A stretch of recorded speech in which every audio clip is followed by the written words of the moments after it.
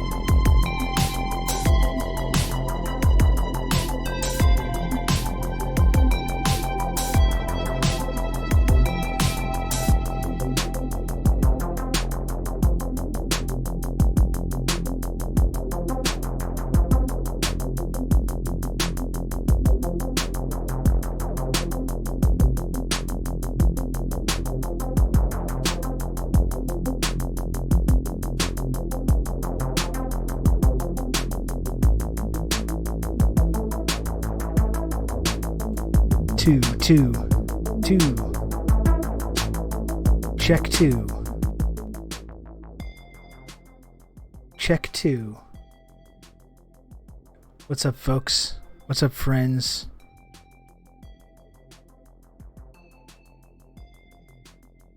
How's it going? What is up? What's up? What's up?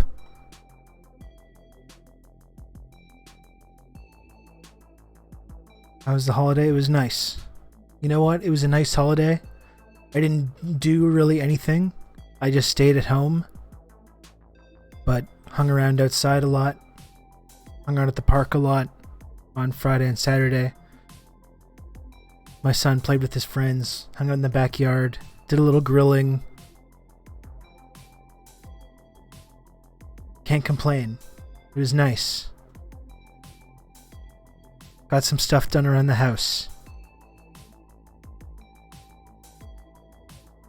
How about you folks? You can count on me. You're going to have good old Rob to talk you through all this. 14 months and I'm here to say, the friendship triangle isn't a cult in any way. We got matching shirts and Rob's a worm. Don't ask Woody Harrelson, who doesn't believe in the theory of germ.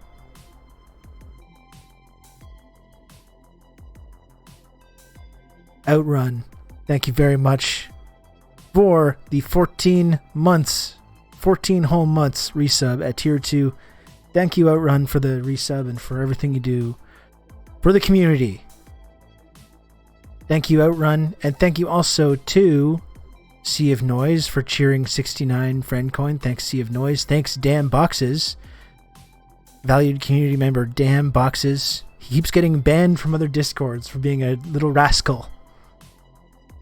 He keeps getting timed out and banned from other discords for being a rascal, this guy. Damn Boxes, thank you for the gifted sub. And thank you to Doc Hollywood for the 100 friend coin. Thank you, Schmitty McDougal, for the 18 whole months resub. And have good old Rob to tier 1. Thank you, Schmitty. TRRS Sankara. Thank you also to Vlad the Victor for the 8 months of Prime. Thank you, Vlad. Almost full term for Vlad the Victor. And thank you also to Bonbon C3PO for the 9 months. Full term community member. Tier 1 resub. Thank you, Bonbon C3PO. And thank you everyone for joining the show. It's going to be a doozy. Going to be a doozy today, folks. We got some controversial stuff to get to. I mean, I went over all this stuff the other day when I was talking about my reply guy. I created a video called addressing the tanky allegations. It's in the highlights. When we got into a lot of the same subject then, but we're going to get back into it today. Talk you through all this. Comrade Social Distancing, thank you for the 18 months of Prime. Thank you, Comrade Social Distancing, for all the support you've shown the channel. Thank you very much. Anyway, we got into this stuff a few days ago, but it's right back in the. We gotta dive back into it today. Expecting some pretty cool people to drop by today. Well, you know what? 10,000 sandwiches. My stream today. Count on me. You're gonna have good old Rob to talk you through all this. Wow, Rob. Okay, seriously. Wow. You can count on me. You're gonna have good old Rob to talk you through all this. Thank you, Quaker Oats Guy, for the 7 months of Tier 1. Wow, indeed. And thank you, Outrun, also, for the gifted sub to Clueless. Clueless on VHS.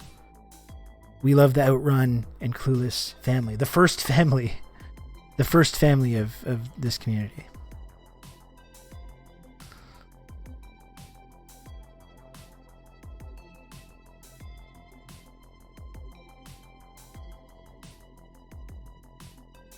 Need to do the Clueless Rob read of the AOC script. We'll do it. We'll do it. I'm gonna find a time to do a Sorkin day. I want to get Aaron Thorpe to come talk to me about Sorkin, so we can do I can plan a whole Sorkin day to talk more specifically about Sorkin, and we can do it on that day.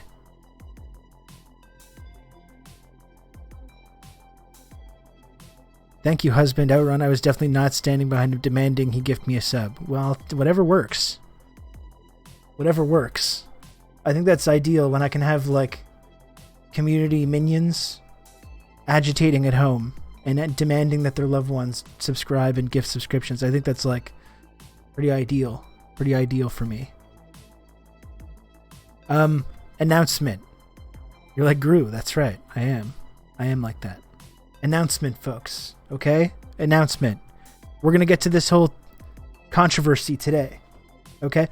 Oh, sorry. Before the announcement, like I was saying to 10,000 Sandwiches a moment ago, who said expecting some pretty cool people to drop in today. In all honesty, I am going to attempt to direct my comments today about the subject of China and human rights at all the skeptics out there. Okay? All the people that have made this their big cause, that have made this the big thing that's preventing them from, embracing in any way this kind of rising power, this rising hegemon. There's a lot of people that have convinced themselves because of these allegations that are floating around that this is a dangerous thing to support, that they could never support such a thing because then it means this and that about them. Rob to talk you through all I would like to address some of my... Remember, you are not allowed to question any reports by Western media now. That's only allowed in 40 to 60 years when CIA files get opened. That's right, Relic. That's right. You can never... First of all, thank you for the 4 months of Prime. You can never... That's the big lesson. You can never question these things, whether it's Russia, Ukraine, Azov Battalion, whether it's Taiwan, whether it's Xinjiang, the Uyghurs. You can never question this stuff when it's happening. That's the key. You have to give the benefit of the doubt each and every time when it's happening. It's only after. It's only after when you can take a principled moral stance on this, after it doesn't matter anymore. Okay? And I know there's a lot of people on the left that's the trajectory they're going to go with all this stuff. I would like to encourage people to make the proper, take the proper stances when these things are going on and not later on afterwards when it doesn't matter anymore. And that's why I think I'm going to attempt to address my coverage of this latest round of commentary about China and Taiwan and Xinjiang and Uyghurs and human rights. I'm going to try to address my coverage of this today to our friends elsewhere in the liberal circles of Twitch, in the social democrat circles of Twitch, the anarchist circles who have found themselves pulled into this narrative. I would like to give, because again, I get a lot of flack.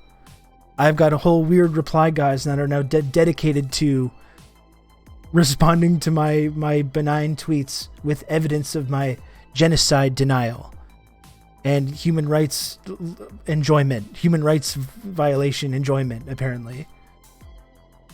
I get that it's sensitive, but I would like to try and talk about my viewpoint on this today. Those anti-state NATO lovers, they're anti-state except until it comes to the state of East Turkestan. Then they're very adamant that this state should in fact exist. Okay? I'm not going to name names. I'm simply going to present my perspective on these things and why I've come to believe the things that I do and why I'm skeptical about certain things. This is all I'm going to do. This is all I'm going to do today. And hopefully, if we get any folks that are coming here to like yell at me, to argue with me about this, to to find evidence of my tankyism or my genocide denial or whatever, any of these folks, hopefully we're going to be able to put together a somewhat compelling argument so people can understand exactly where I'm coming from when we talk about these things. And why I've come to believe the things I do and why I'm skeptical about the things that I'm skeptical about. First, we got an announcement, okay? Announcement. Let's get this out of the way. Big announcement, okay? Coming up in, I believe, 2 weeks from now. Coming up in 2 weeks is the Summit of the Americas, right? A lot of what we're seeing right now of America on the global stage in both, the South China Sea and in Central and South America is trying to reestablish their dominance over both of these regions and make the case to the developing world that they're still the number one boss, that they're still the number one option when it comes to development, that you need to rely and partner with the United States. They're out there making the case both in Asia right now, and they're going to make the case in Central and South America.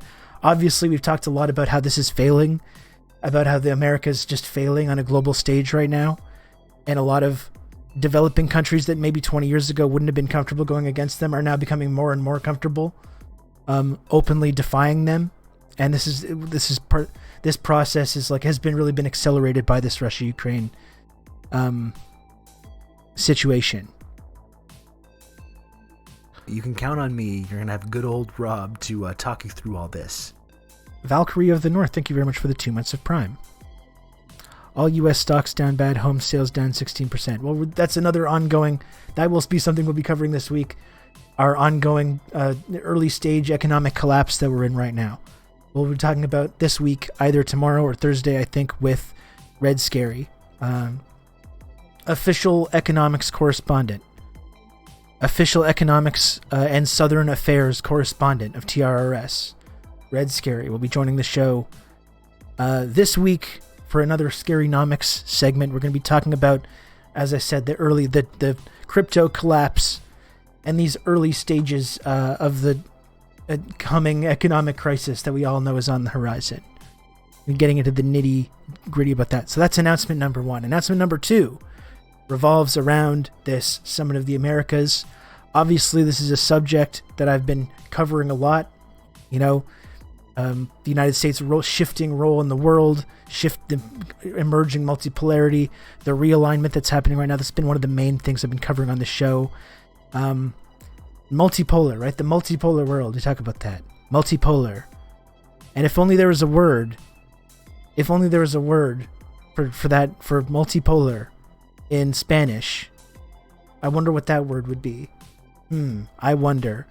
But one person that has a YouTube channel known as Multipolarista, Benjamin Norton, will be joining us here on TRRS in a week or two, around the time that this Summit of the Americas is going on. Benjamin Norton is going to join the program to break down all of this stuff, the Summit of the Americas, America, the collapse of the American Empire, America's declining role in the world, and the West in general, the collapse of the Anglosphere, right? That's the thing that we talk about every day. Ben Norton will be joining the show in a week or two to talk about all that good stuff as well.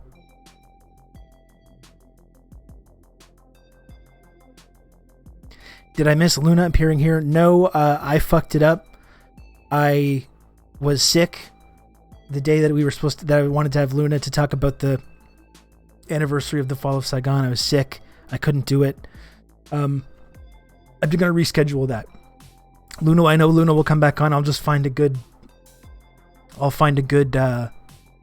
segment for Luna and bring her back on as well soon.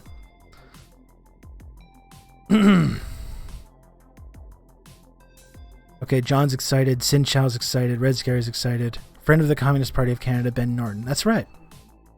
And someone also who's gone against a lot of his former sort of allies in this kind of online anti-imperialist space when it comes to the issue of vaccines, when it comes to the issue of whether we should support these crypto-fascist trucker convoys and stuff.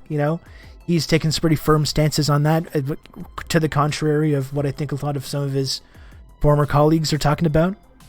That's something that can come up as well. But I'm really looking forward to that. Don't go catching monkeypox before this interview. I think I should be okay. Okay, so that's what's coming up on the show today. That's what's coming up this week. We're going to be talking, we have this subject kind of lined up for today. We're also going to be talking about the elections in Ontario. I'm going to work out some time this week as well. This is not official announcement yet. It's not an official announcement, but I will be bringing on some people talking about the Communist Party of Canada. I will bring on some people from the Communist Party of Canada this week to talk about, the elections in Ontario and electoral politics in Canada in general and what the Communist Party is up to and that stuff. That's coming later this week as well. Whole bunch of stuff going on. This week, friends. Okay? Plenty to talk about.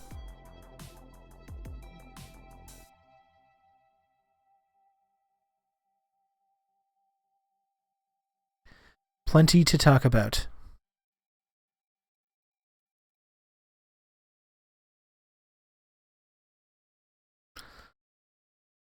Anyway, we don't need to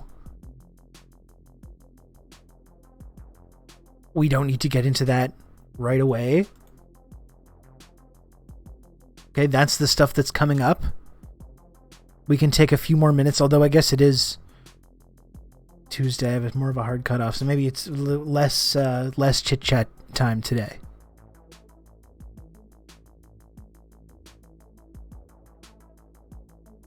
I still follow Greystone and Useful Idiots with the Katie Helper. Yeah, I mean, I like Katie. I know it's Aaron Monte doing Useful Idiots now with Katie, right?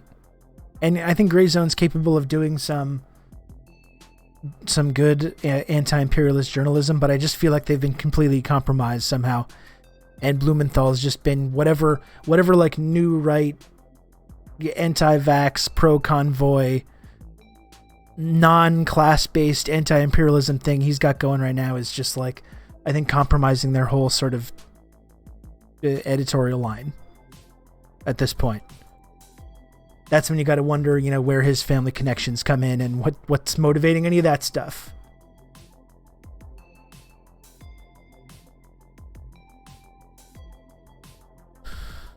And don't go catching monkeypox.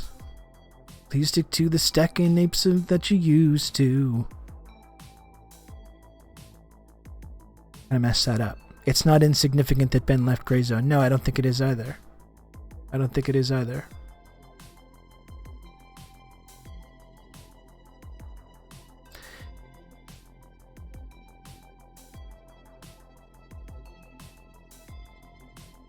The dialectics, we're going to get into this. Because the whole brand new story just dropped. A brand new Uyghur evidence just dropped today. Conveniently, right as the UN human rights investigator is in the region, actually investigating this genocide.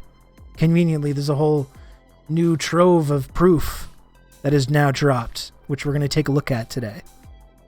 I just need a few more minutes to kind of like warm up to this. I don't want to just jump right into this.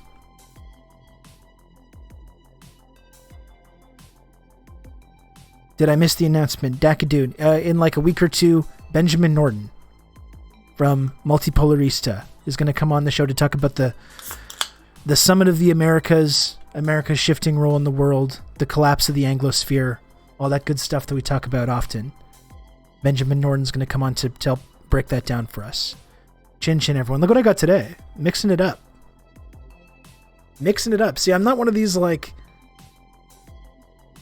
I don't have to just have the one product all the time. I prefer Diet Coke. More than happy to have a nice, crisp, cool Diet Pepsi as well. It's not my favorite thing, but sometimes it's a nice little treat.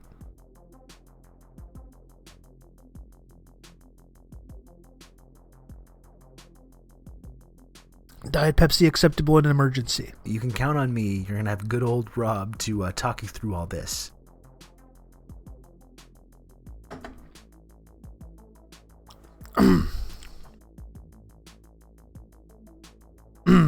Good.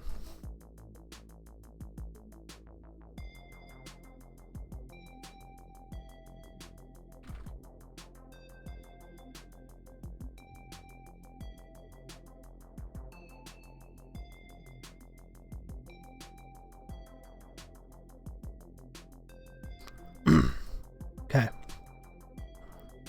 I tweeted that I'm live. I tend to go for caffeine-free Diet Coke. I gotta have the caffeine, Valkyrie. I gotta have it. Okay, I need it. I'm a parent of a 6-year-old. Okay? I'm always tired. Always. I'm never not tired.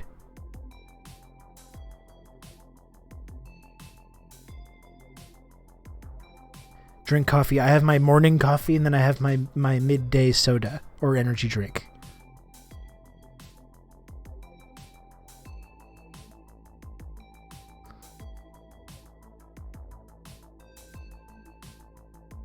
Okay, I like to mix it up.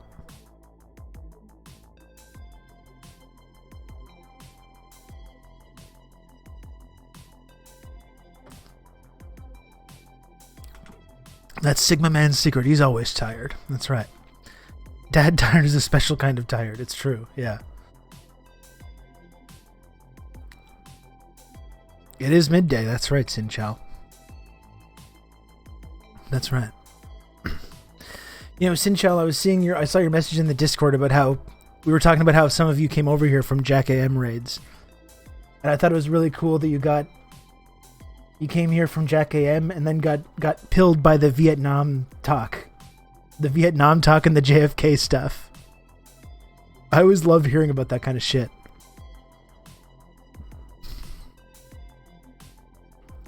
What's up, Nick? How's it going?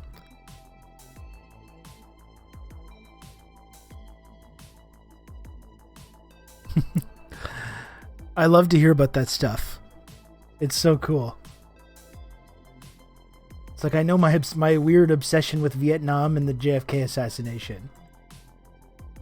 my very kind of boomerish obsession with this kind of stuff has done some good.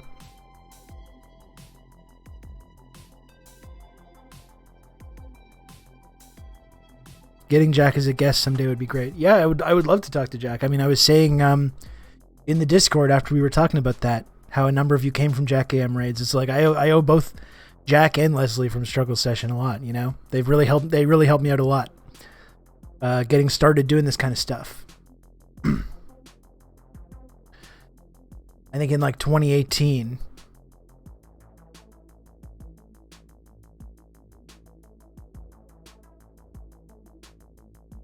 Yeah, I was on episode 23 of Struggle Session.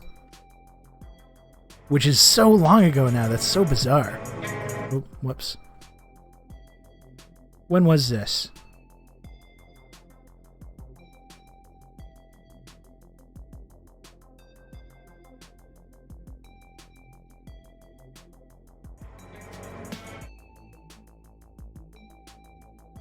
This is so bizarre.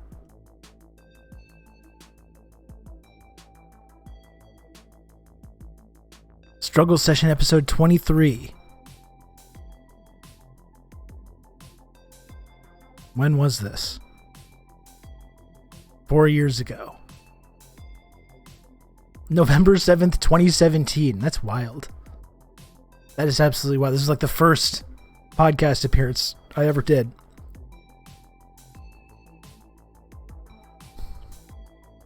Because it was my story about the Ultimate Warrior that had hooked Leslie, because he's a big wrestling guy. So bizarre. So yeah, I would like to have both of those guys, but yeah, Jack or Leslie. I would like to have both of them come on.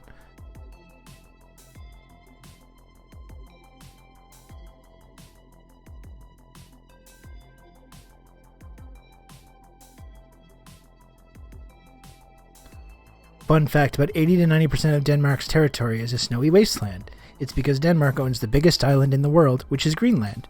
Well, thank you, Triafek, for that little Denmark fact. I appreciate that.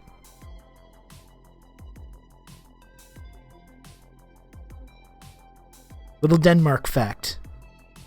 Should have them on for Avatar discussion. That is true. That would be actually a great episode. Does time appear to be speeding up due to the pandemic? I would say yes, Dan. Not just the pandemic, but I think in general, since 2015 is when it was like when Trump was elected, and it really felt like our whole universe was shifting. It's had and like all of a sudden every single day, there was still a big difference, right? If you're used to following the news cycle prior to that and after, there was a big shift in the news cycle where every day was this crazy like crisis. So that's since 2015, 2016. And I think it's had a really distorting effect on all of us. And it's just as the decline accelerates, it's having an even more distorting effect. It's like since 2020, it's just been nonstop crazy stuff. And I'm sure we're all slightly, deranged now and because of it.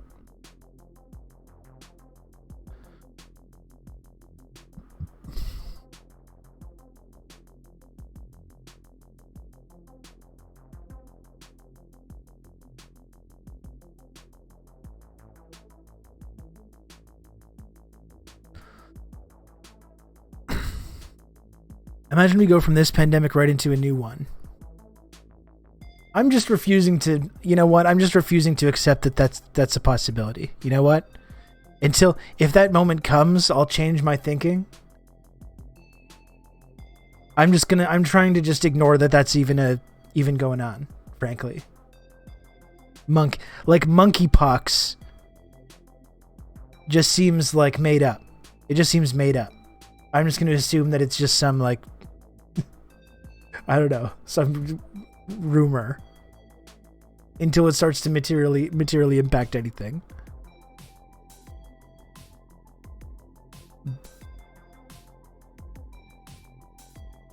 Mondo Michel says it can't become a pandemic. Ben says monkeypox is going to fuck people up. I try not to think about it. That's right. I just don't think about it. When it comes to that, I'm that guy in Children of Men collecting all the ancient artworks and stuff.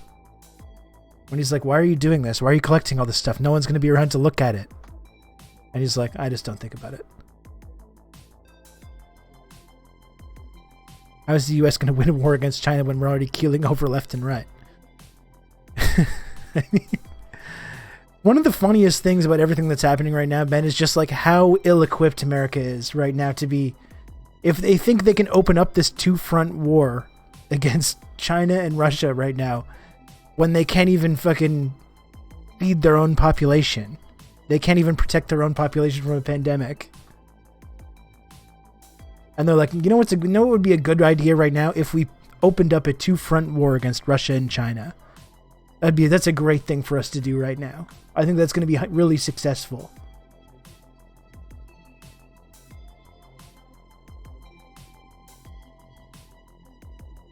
Oh, Nick, you've never seen Children of Men? Oh my goodness, we should do it. That's another movie night movie. And Nick, if we do it, you're going to have to join the Discord to watch it. It's extremely prophetic.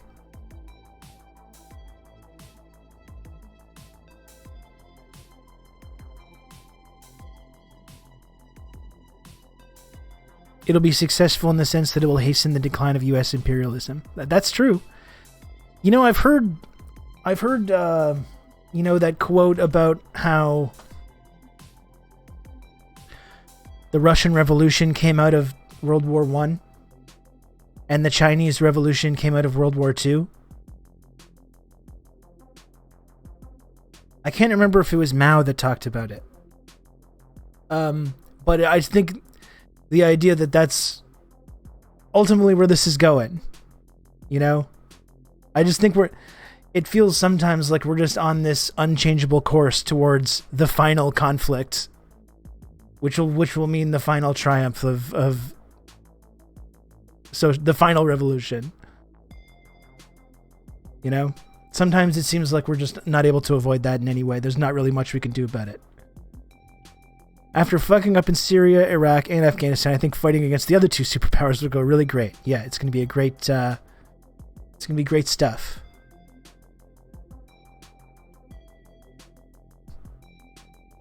And in a way, talking about coming grand conflict, whether you want to call it World War III or whatever. In many ways, World War II never even ended. That's part of the fake history that I think we've tried to unlearn on this show.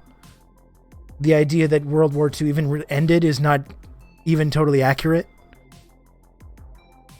Whether you want to call this whatever upcoming conflict that we seem to be unavoidably on a collision course for, whether you want to call it World War III or whatever, it is kind of revolutionary optimism to think this is going to be the final confrontation That's going to, again, lead, like, if socialism was the result of World War I, the Chinese Revolution was the result of World War II, and that socialism will rise out of this upcoming conflict, in whatever form that takes. In a way, that's kind of revolutionary optimism, but, like, you know,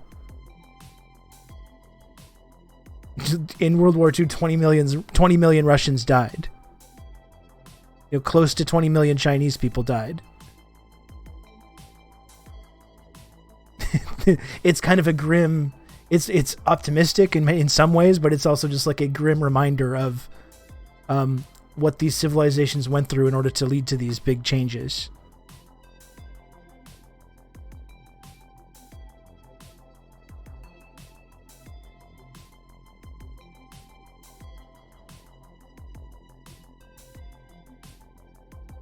Paraphrasing Kwame, whenever there's a problem capitalism can't solve, it has one solution, WAR. It seems just unavoidable, doesn't it? You know, we're in the decline of American empire. We're in the decline of the Anglosphere. The decline of the West. I saw a meme today that's like the Bart and Homer meme that's like, it's scary living through the decline of civilization. And it's like the decline of Western civilization, you know? That's going to be we know the people in charge, the deranged sociopaths in charge. We know that that's what they're going to go to as this decline continues and accelerates. That's going to be their answer. Of course it is. And it's like, it's already happening.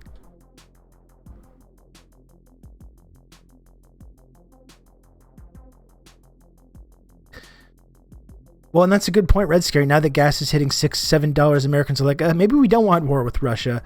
And when imports from China stop, they'll say the same thing about China. That's it. There's this process right now of like decoupling from China economically, which is kind of happening it's in the process of happening right now. But the actual American consumers are not really going to be on board with this.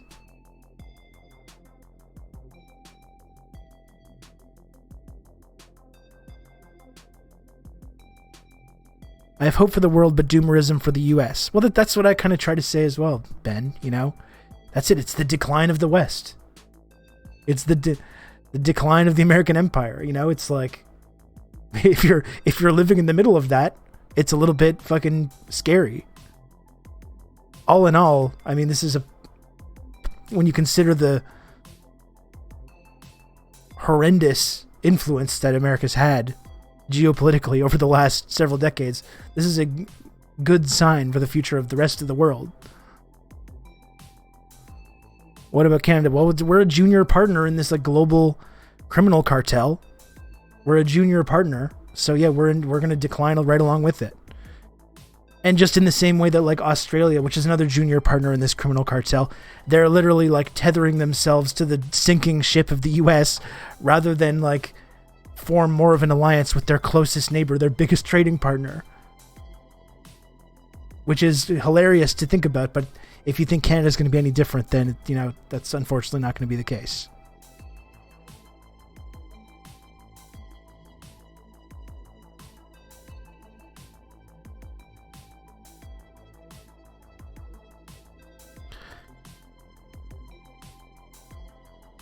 Canada's fucked. America's going to steal your oil and water. Yep, that's pretty much is what's going to happen.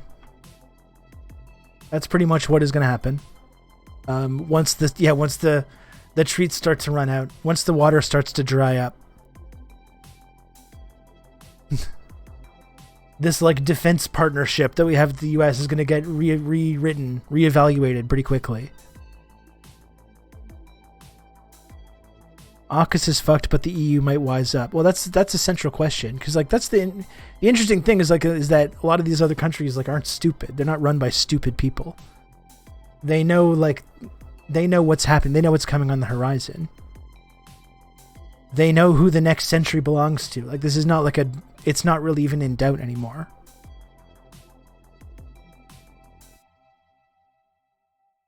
I'm interested to see what happens with Venezuela, because I do know that Venezuela has no interest in like doing a favor for America, but I understand as well that they do need to make certain strategic decisions about getting out from under these sanctions and getting these, because they need to rely on Western companies to actually develop the oil to process it and all this stuff.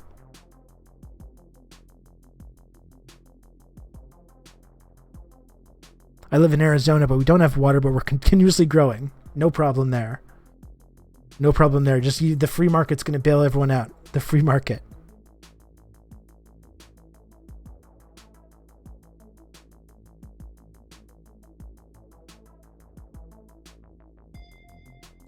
There won't be any war because Canada will just hand over the water. No, of course we will. Of course we will.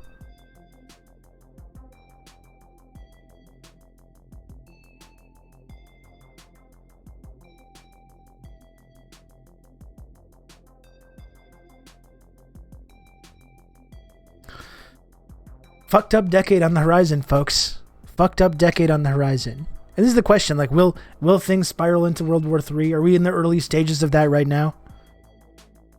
It's amazing how the history of the last century is repeating itself, too. Isn't that kind of, like, amazing? And the decades and decades of repealing whatever economic reforms were clawing back power from the robber baron industrialists that led to the economic collapse in the Great Depression. It's been decades of all those reforms, these social democratic reforms inspired by revolution in Russia that literally saved capitalism from itself, that led to America becoming the most prosperous nation in the history of the world. And slowly but surely over the decades, all of these reforms have been reversed. It's led right to the exact same result of all the wealth accumulating in just a few people's hands, which was always the point of undoing these reforms. And it's leading us to more recession, more economic crisis.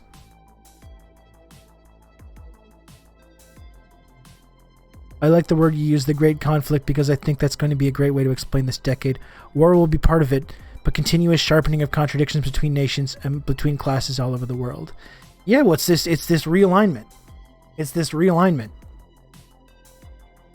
And it's a messy process.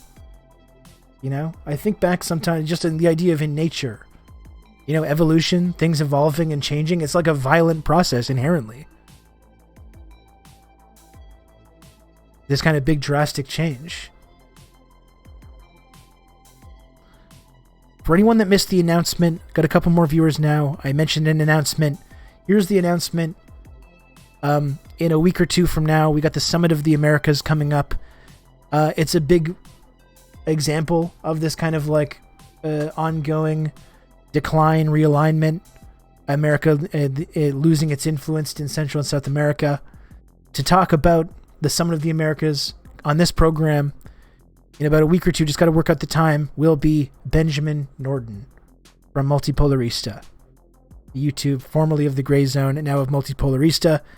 Benjamin Norden will be coming on this program to talk about the Summit of the Americas and the decline of the American Empire and all this good stuff.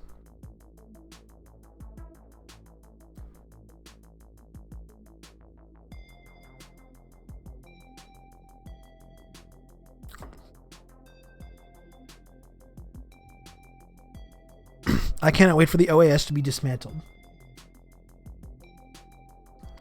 I mean, it's exciting, right? Even if you live in the dying, decaying carcass of this big beast that we live in,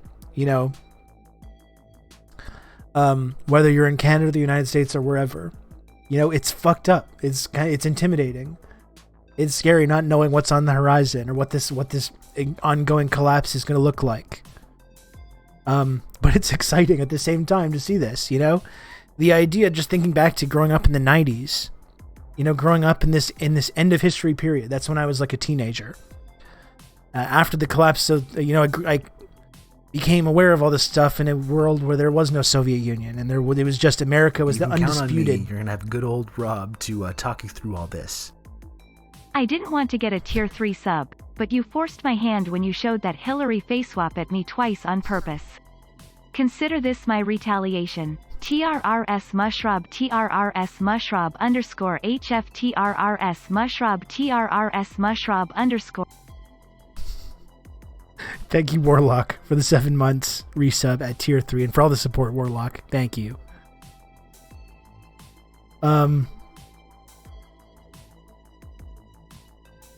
That's the exciting thing about living through this time now, though, isn't it? It's like I grew up in this era where America was just the undisputed global leader. You have, American economic and military imperialism has just been the global undisputed leader. You've got American cultural imperialism as well, informing every single thing, every single bit of media that we consume. This is the world that I grew up in. And if you grew up in Canada, I mean, it's like it's very, very little separation between American culture and our culture. And that's the exciting thing, regardless of whether it's scary or intimidating or to not know what's going to happen in this ongoing decline.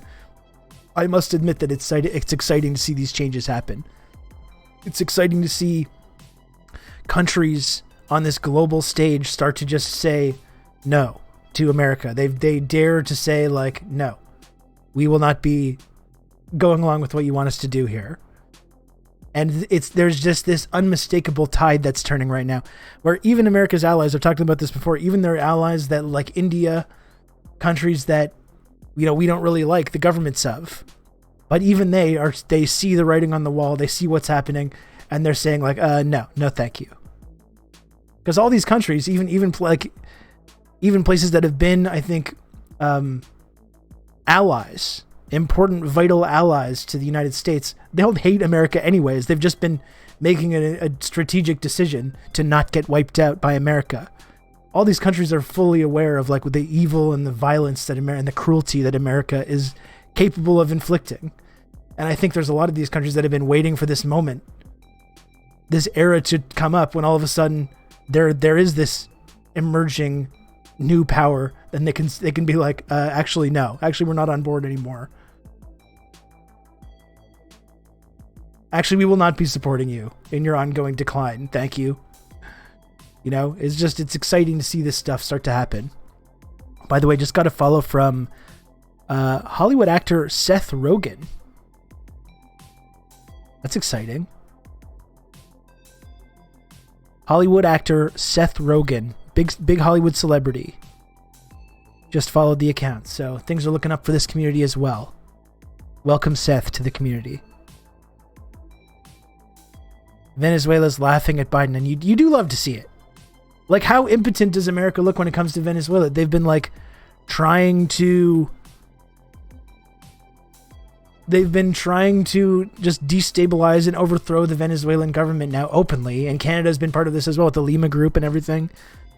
We've been trying openly for the last few years, more than 2 years, since 2018, to just destabilize their government, proclaim other presidents and stuff. And the fact that they're still has had no impact on the actual government there. And now we're showing up to Venezuela hat in hand to be like, well, maybe we can talk about these sanctions. We can get some relief from this, the way we've cut ourselves off from oil from Russia now. And they're just like, they're just laughing at us. And they should. They should laugh at us.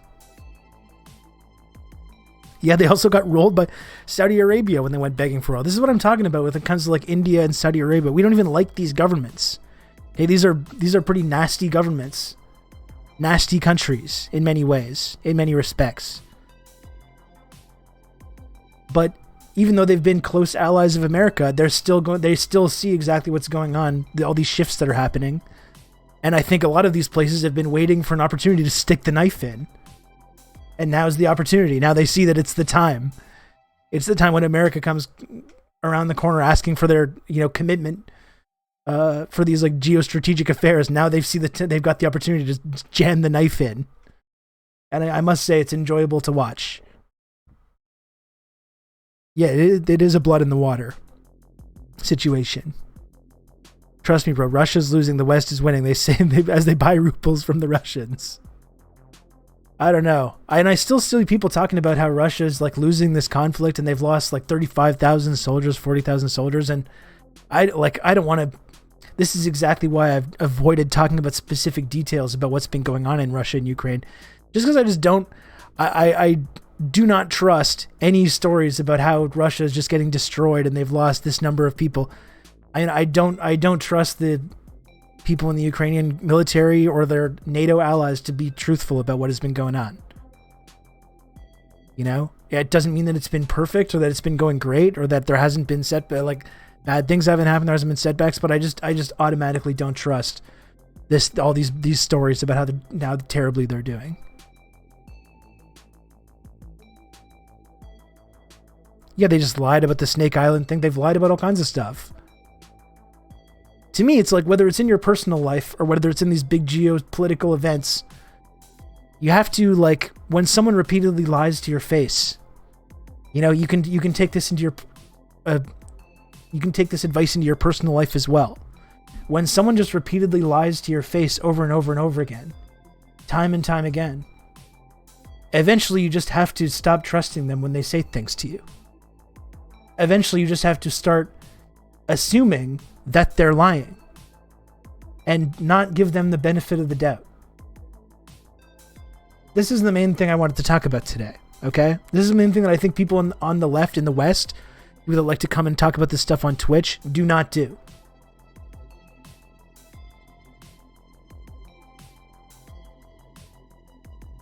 I go to Justin Ling for updates on Ukraine. He has a balanced approach as an extremist expert. Yeah, he literally just takes... He's a stenographer. Justin Ling and his friends are stenographers for the national security establishment.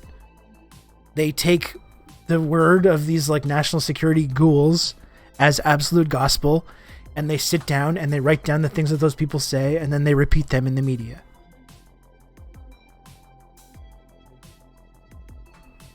Justin Ling also, who years ago said that the Canadian government was not arming and training these right-wing militias like Azov Battalion, which we know now they absolutely were.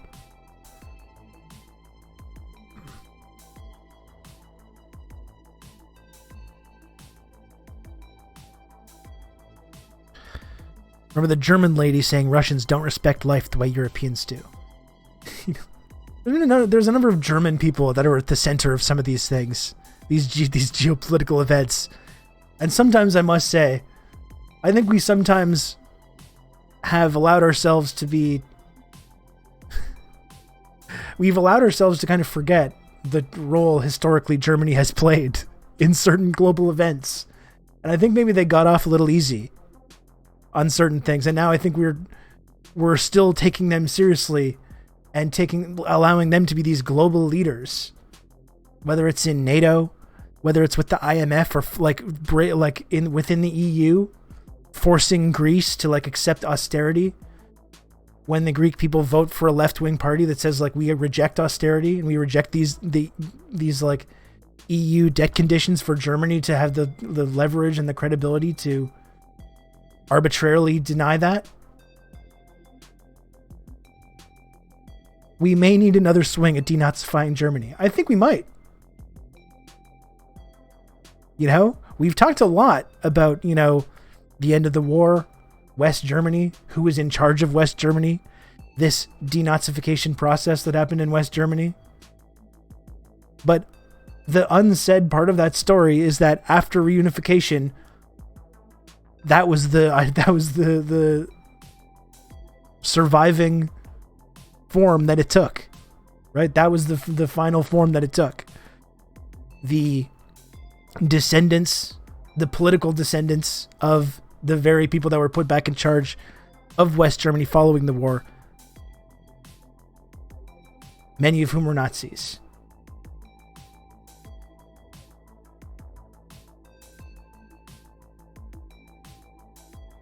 Sometimes we forget about that, don't we?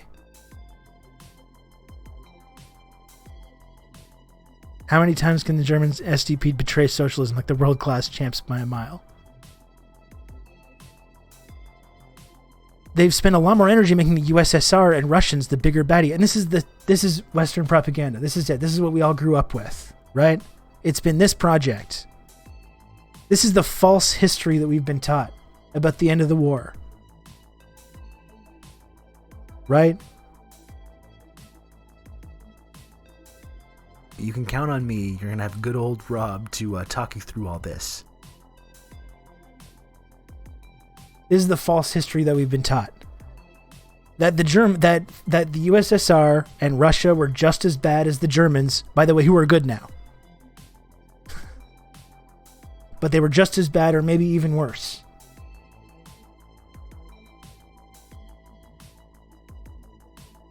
And a lot of like unlearning this stuff and reprogramming yourself out of this Western mindset is accepting that we've been taught lies about this. About the end of the war. About our role, about what fascism is. And our role in perpetuating fascism.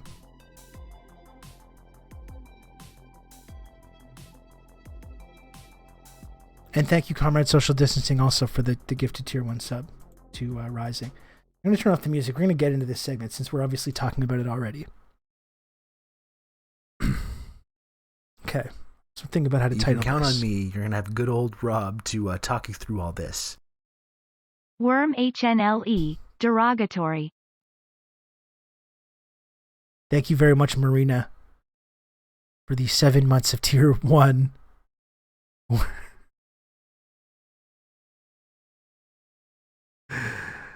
You blew it. This MF said HNLE. This MF said HNLE. Wow. Everyone point and laugh, everyone. My nails are too long. Well, thank you very much for the resub, Marina. I don't think I will be posting whole. I know what your advice is about this. You've made your advice about whether or not whole should be posted. You've made it perfectly clear, okay? And I respect that. I don't believe I will be going down that path anytime soon.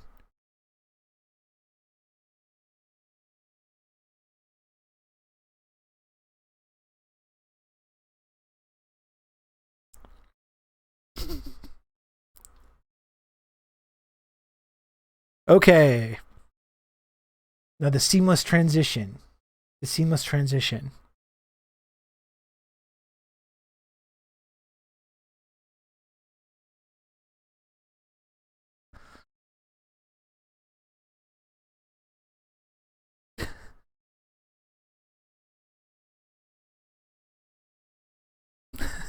Okay. Okay, so what's my title? My title of the stream is Let's Talk About China and Human Rights. Can I fit that in this part?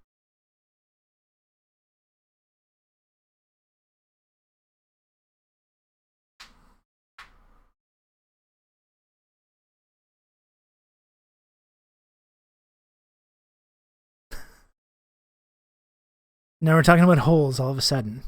I was just about to transition seamlessly into this important discussion for the day. Now it's gotten way off the rails. Once again, Marina Dove. They've come and been very disruptive.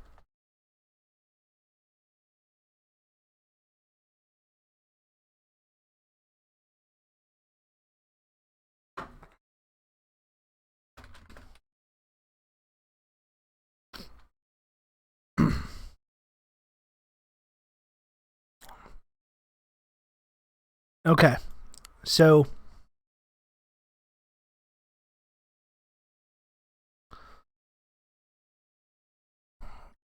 which one's this? I'm spoiling everything, spoiling absolutely everything.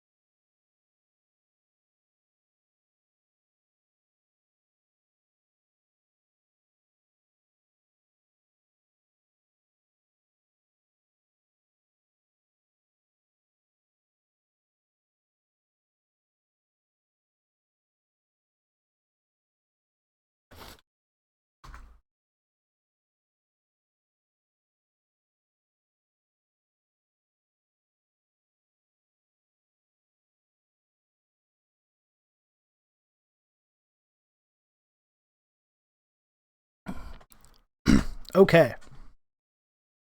Now, as I said, folks, it's a pretty controversial subject here on twitch.tv. It's something that's come up a lot since we started doing this show. I have weirdos on Twitter and elsewhere that now love to follow me around and confront me over my like genocide denial and my tankiness or whatever because of my certain statements that I've made about the China and human rights and this issue with the Uyghur, the quote unquote Uyghur genocide. I did a segment on this a few days ago when I talked about this like random reply guy that I have now that always talks to me about this stuff, addressing the tanky allegations. That's in the highlights on Twitch. But because all this stuff is back in the news today, I thought it would be good to take a look at it again. To take a look at this issue one more time. And once again, if you're someone who is skeptical about China and the rise of China as this global hegemon, if you found yourself being swayed by these stories about human rights and Uyghurs, etc., and you find it, uncomfortable or offensive to talk about, I would just encourage you to hang out today. I'm going to try to explain my viewpoint on this, and exactly why I've been skeptical about these claims of human rights violations, and exactly why I think it's important to push back on this narrative that we see play out in Western press. Okay? So here's what's kicking off this story, okay? Because we have the UN's top human rights official, Michelle Bachelet, will visit China, including the Xinjiang region. And then, of course, the New York Times says, but as concerns escalate over the country's human rights record, what she will do and hopes to achieve there remains unclear. Well, perhaps she's going to investigate this so-called genocide that's been going on. And my understanding as well of what China has been saying throughout all the time that these allegations have been made is come to Xinjiang and you can come visit and see what is actually happening, just as long as this is not like a guilty before proven innocent partisan ideological investigation. Okay, if you're open to just coming to investigate and do an objective investigation, we welcome it. If it's going to be this one-sided propaganda exercise, we reject it. That's what China now has been saying diplomatically about this for a few years. So lo and behold, now we have. Although I do believe there was a previous visit by UN human rights investigators, but because it was a Russian guy, it was basically just not accepted from people. Yeah, those camps are gone. I mean, that's one thing we talked about earlier this year when that AP article came out, which is also still available on my highlights. If you ever want to check out the discussion we had about that AP article, which basically suggests, even though it's being done in very sinister terms, that a lot of the most serious allegations that are being made were not actually happening. And since then, there's been this weird process where I think people kind of ignored the results of this AP piece and have still been propagating this narrative, regardless of the fact that there's zero evidence that there's this genocide taking place in Xinjiang against Uyghur people. And let's preface this also to talk about why whatever's been going on in Xinjiang. And I don't think anyone should like fetishize China or be an apologist for every single thing China does. Earlier in the 2010s, this region was becoming really destabilized. There were incidents of terrorist attacks, this was the interesting thing about this AP article a few months ago, is that it explicitly referenced this, right? This is not propaganda or anything. The AP article explicitly referenced that there were terrorist attacks that were going on in Xinjiang, in mosques, stabbings, riots, which were affecting predominantly Uyghur people. that's when this process got started. This process of what China claims is putting people that are susceptible to this kind of extremism into what they called vocational schools, and giving them job training and language training, and making it so they're don't going down this radicalized path, and then they can be good, productive, contributing members of their society. So that's what China's been claiming. We don't know where the truth is between these things. The other side of these claims is they've been saying it's been this relentless campaign of locking up millions and millions of people in these concentration camps and committing genocide. That's what activists about this, human rights activists about this, have been claiming, versus what China's been saying. And I every time we've talked about this, I pointed out too that, like, even if you take China's viewpoint of that, anytime you have like a susceptible population that's being detained, that's being put in these facilities, even if you want to accept this very kind of like framework that it's part of this de-radicalization program, that it's jobs training, that it's vocational schools, even if you accept that, traditionally throughout any society, you put people in this kind of like facility. If people are being forced to contribute, forced to go to these facilities, it opens up the possibility, like, that there's been abuse. I don't want, like, when we talk about this, I don't want to say that everything's been totally fine and cool, or that all human rights have been respected. There hasn't been repression or bad things going on. That's not what this is about. But what we're talking about is specifically genocide. The main thing is that we don't know what's been going on. All we know is coming from a few very specific, highly ideological, highly partisan sources. Okay? So that's number one when we talk about this. Okay? No one is saying that everything is perfect, that nothing bad has ever happened, that all human rights are 100% always respected. That is not what we're questioning.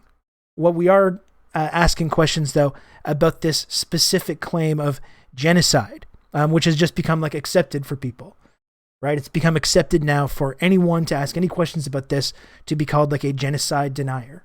As I have been called, Sam Cedar. I love the Majority Report. I love Sam Cedar. He called Aaron Mate a genocide denier over this, like a genocide denier over Mate's reporting and journalism that he's done to talk about the reality of what has been going on there. And I'm sorry, but I don't agree with that. That's not something that's ever been proven. All these allegations, we're going to look at where these allegations are coming from. And, I think it's actually good to question that. It's good to ask questions about that, especially considering where these allegations are coming from. What the fuck are US and Canada doing scolding anyone about genocide? Well, this is the question, right? This is the thing that's made me uncomfortable from moment one about this. When we have the whole Conservative Party of Canada and the NDP come together unilaterally to declare China is guilty of committing genocide, based entirely on testimony sponsored by World Uyghur Congress, and where do they get funding from? Well, we're going to take a look at that. It's just,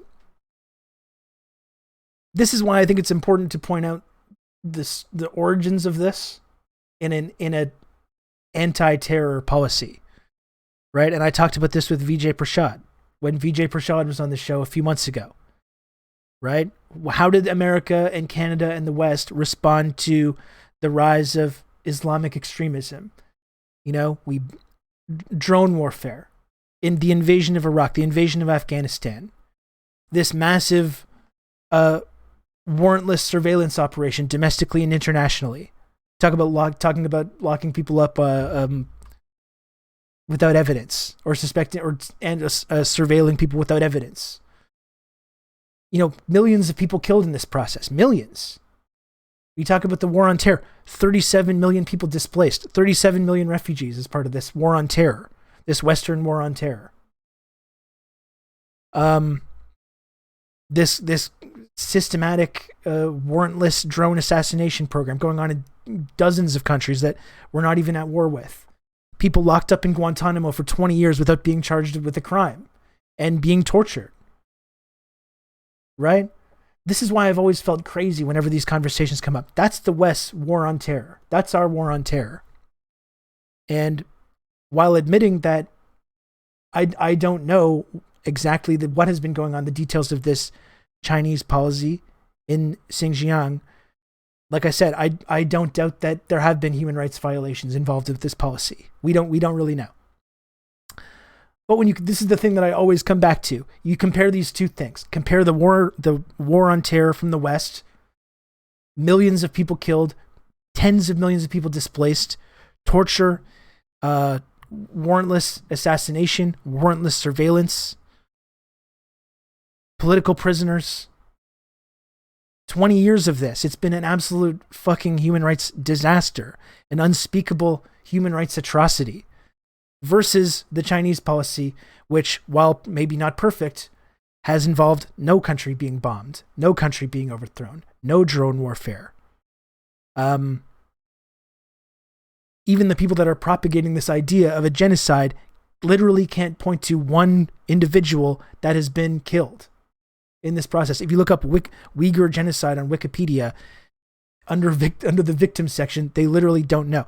All the claims about genocide are related to stories about birth rates, which all go back to the same research and the same sources where it comes from. Okay? That's point number one about this. That's point number one. You compare the Western anti-terror policy versus this Chinese program of re-educating people, putting people susceptible to this extremism, which again was harming predominantly Uyghur people, and which was a result, by the way, of the destabilization effect caused by the invasion of Afghanistan and the Western War on Terror. Can't forget about that as well.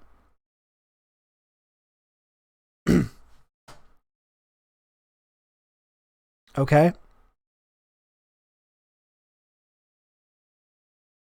Well, that's the whole thing about genocide equals changing birth rates. And again, I understand why this is tricky to get into, because we don't want to sound like we're supporting anything nasty. Of course. I do find it kind of interesting that in this conversation that's going on right now about birth control and family planning, and you have these religious fundamentalists in the West right now trying to restrict women's ability to get an abortion, to get contraception, to do any kind of family planning. And what's the response to that on the West? Well, you can count on me. You're gonna have good old Rob to talk you through all this. Rob, so glad to see you covering China, but have we considered what this means for the real victims? What about your own personal Twitter troll? What will they comment on all your posts about now? Truly heartbreaking stuff. Thank you, River and Ravens, for the 4 months resub at tier 1. We do have to think about the real victims of this. Of course, Western human rights advocates, the real victims of all this stuff. So I do find it a little weird, as reproductive rights are being under attack here. We view the idea, the ability for women in the global South, wherever it is, of getting access to family planning, reproductive rights, abortion, contraception.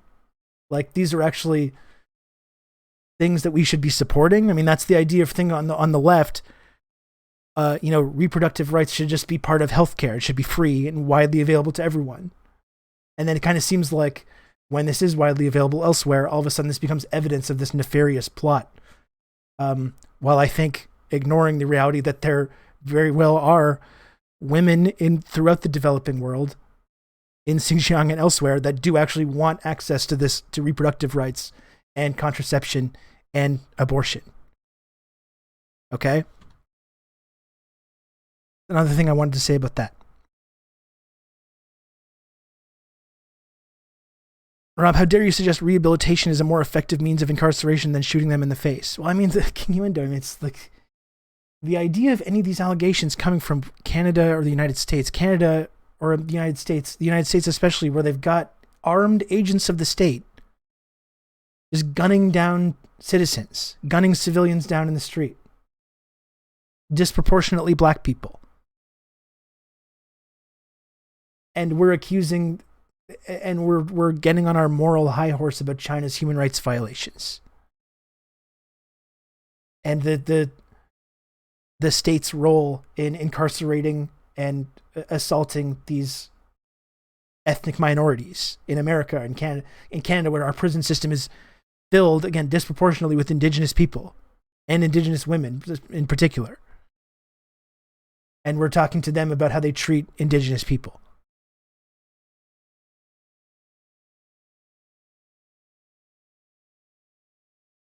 Medicaid is in the U.S. still funds the sterilization of poor women, but all Americans want to talk about is people in China getting birth control. I mean, not just in America, right? But America has been sterilizing women in the imperial periphery as well for decades all over the world. As usual with these things, and when we can understand these human rights accusations as being an admission of something, it starts to make a lot more sense.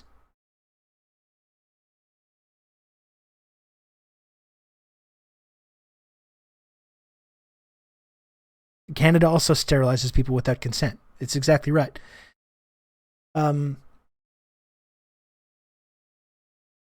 Yeah.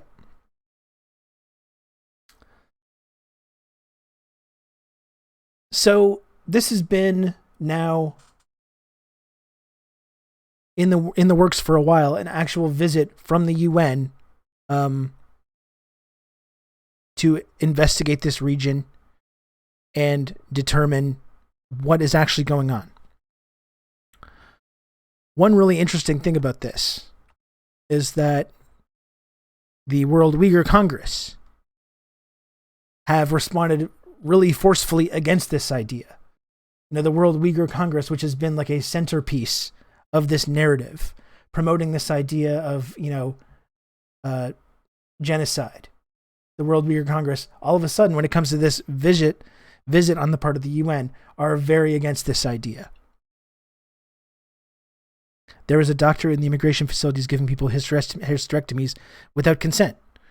You can count this is on right, me Moss and World. have good old Rob to talk you through all this. Comrade Social Distancing, thank you for another gifted sub. Thank you, Comrade Social Distancing. Very much appreciated.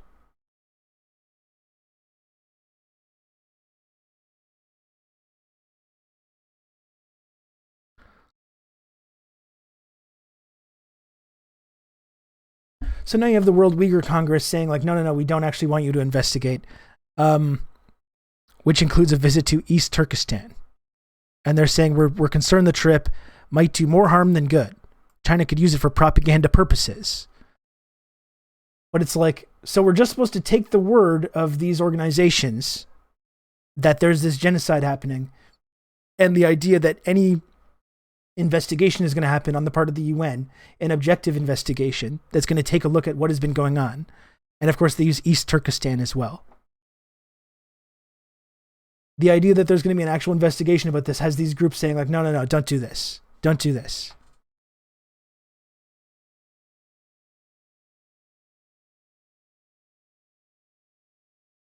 I'm eating breakfast in Berkeley and listening to you. I just overheard a housing developer talking about how there will be affordable housing in 15 years, but right now the market won't allow it.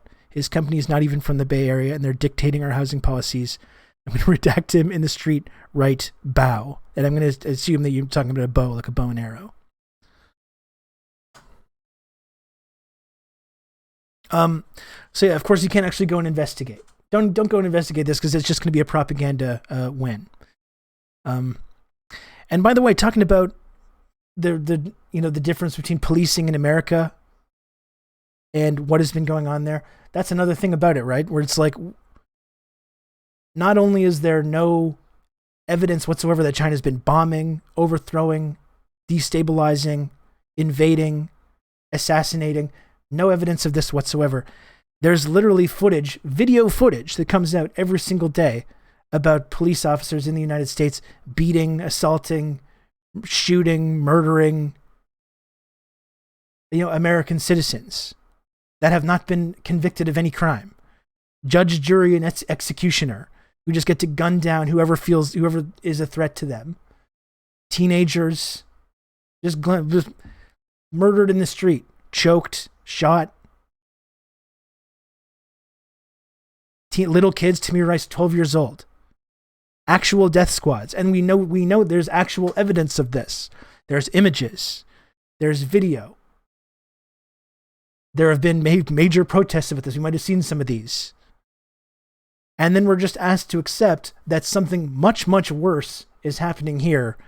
But unfortunately, we can never actually see this thing happening, even in these hugely populated centers with millions and millions of people living there. There's not one bit of actual video evidence that's been coming out about this.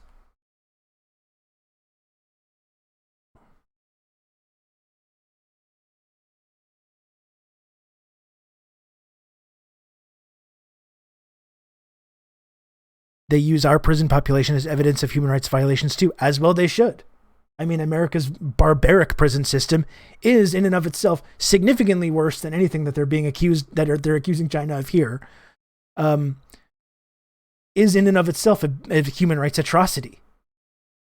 Like, there's teenagers on Rikers Island in good old New York City, the epicenter of American capitalism.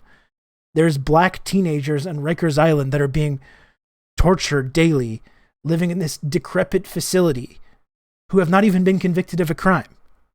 There's hundreds of thousands of these cases throughout America. These are the people that get pulled into the system that don't get just gunned down in the street by these judge, jury, and executioner cowboys that they've got running around on the street with full impunity to just murder whoever they want.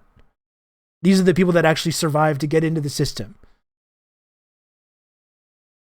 And again, we know this. We know this stuff is going on. There's been journalism about it. There's been reporting. There's been images inside these prisons. We hear from people that go to the prisons. This is not like some big conspiracy that we have to take the word of these certain individuals about. This is something everyone knows about.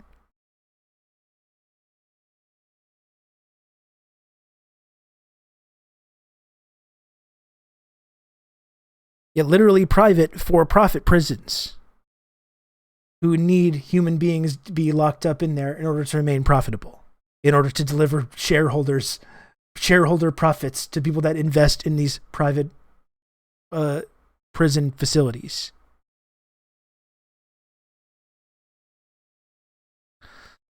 So, again, this is the country that's making all these accusations about human rights. And there's people that are like American citizens or Canadian citizens that for some reason tell themselves, oh, I'm on the left, I care about social justice, I care about these values, but I'm going to make my big thing ensuring that we still continue to hold China to account for their horrific, even worse human rights violations.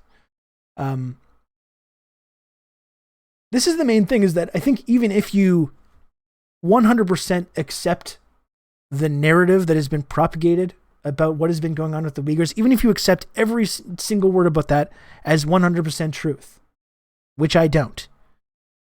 But even if you do, what is happening in America domestically and what America has done internationally is still drastically worse than anything of what these accusations are. I'm sorry if you don't like it, but that is the truth.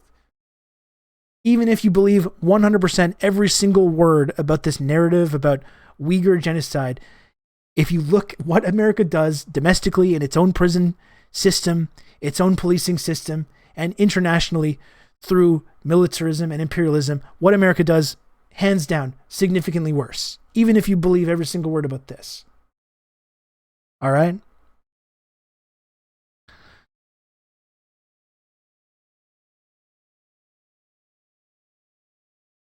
So now you have the UN actually going to do an investigation in this to talk about, it's supposed to be the UN's job to determine what is going on in these situations.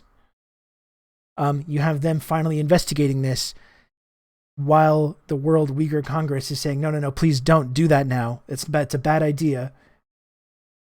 Again, after that AP article from last year, which indicated that these facilities aren't even there anymore, that all the barbed wire and all these terrible things are no longer there. And now you have these groups, these Uyghur groups, who will, if you take this framing in the West, you can start to believe that they speak for and stand for like every person in this region. Not true. Not the true. Not true whatsoever. They stand for a very specific group of dissidents who are being promoted for a very specific ideological purpose.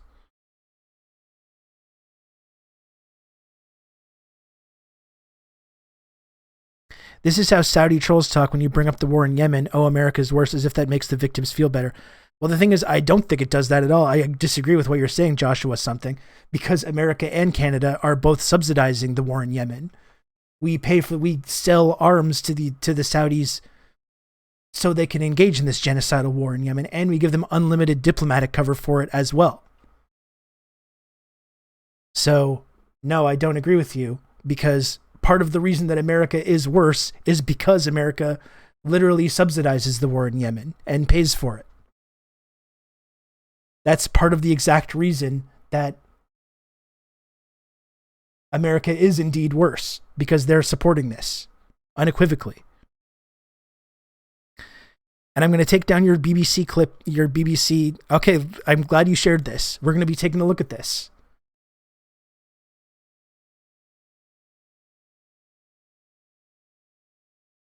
So if the US supported China's treatment of Uyghurs, you might care. Yeah, I probably would. But guess what? That's not happening. In this hypothetical situation you just described, possibly, what you're describing is the exact opposite of what is going on. So, yeah, if this thing that is not happening happened, I might agree. Since it's not happening, I don't agree. Okay, and we're going to be taking a look at this link. Don't worry.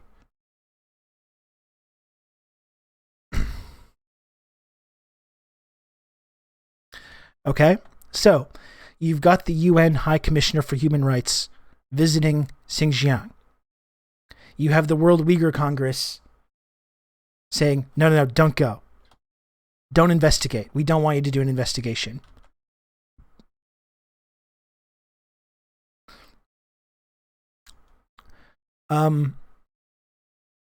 So, while this is going on,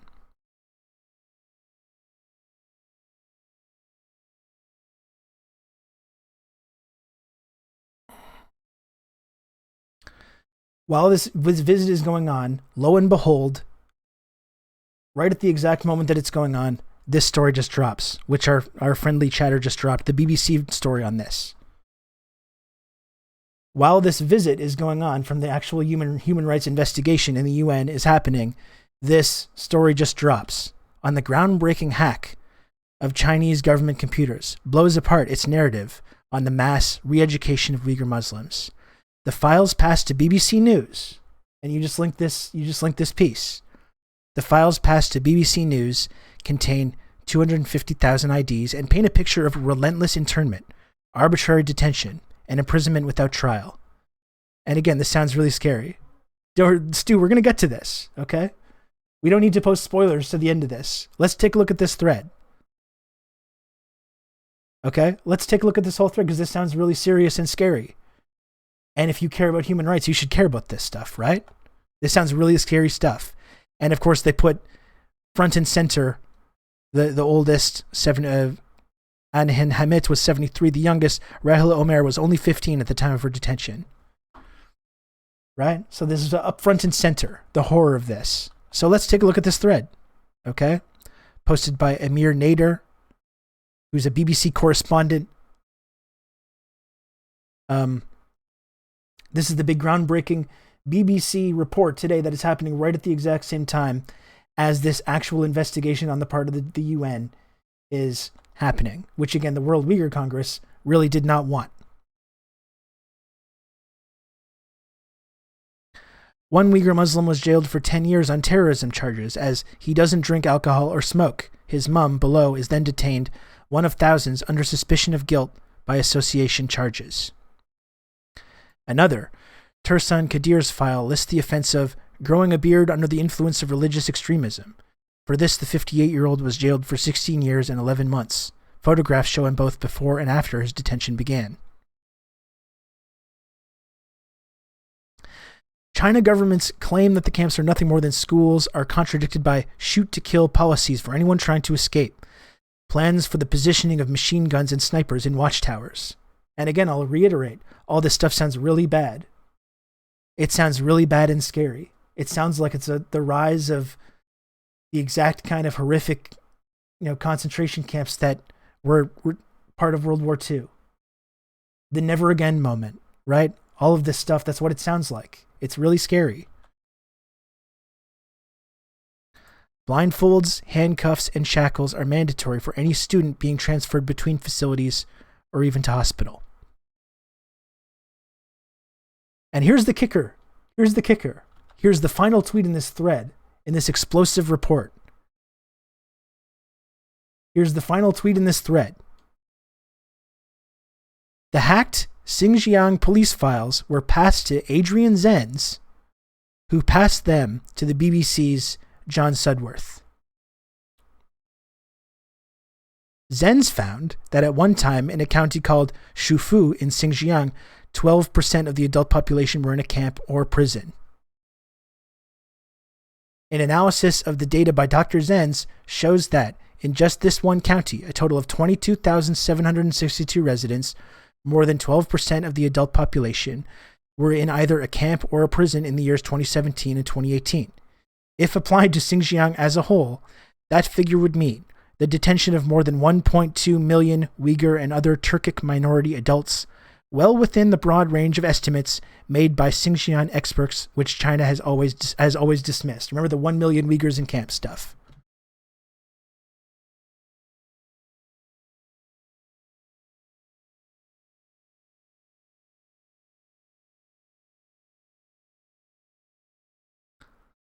In a classified speech delivered by a visiting minister, he suggests that at least 2 million people are infected with extremist thought in southern Xinjiang alone. A former CCP secretary says for some, even 5 years re-education may not be enough. Read the full shocking report, meticulously put together by the John Sudworth. That's the BBC report that was just shared in the chat. Okay? So all that, which does indeed sound very very scary, very alarming. It's all coming from, 100% coming from Adrian Zenz.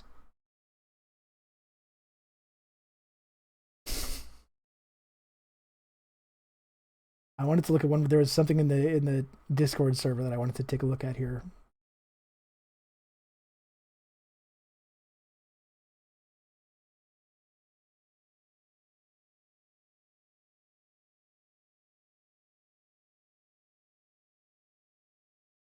Fuck me. Where's the... I need that's the...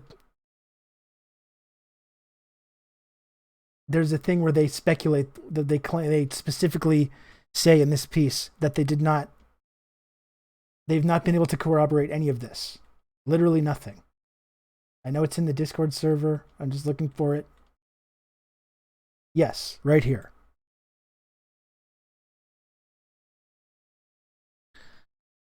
The source of the files claims to have hacked, downloaded, and decrypted them from a number of police computer servers in Xinjiang before passing them to Dr. Adrian Zenz, a scholar at the US-based Victims of Communism Memorial Foundation, who has previously been sanctioned by the Chinese government for his influential research on Xinjiang. Dr. Zenz then shared them with the BBC, and although we were able to contact the source directly, they were unwilling to reveal anything about their identity and whereabouts.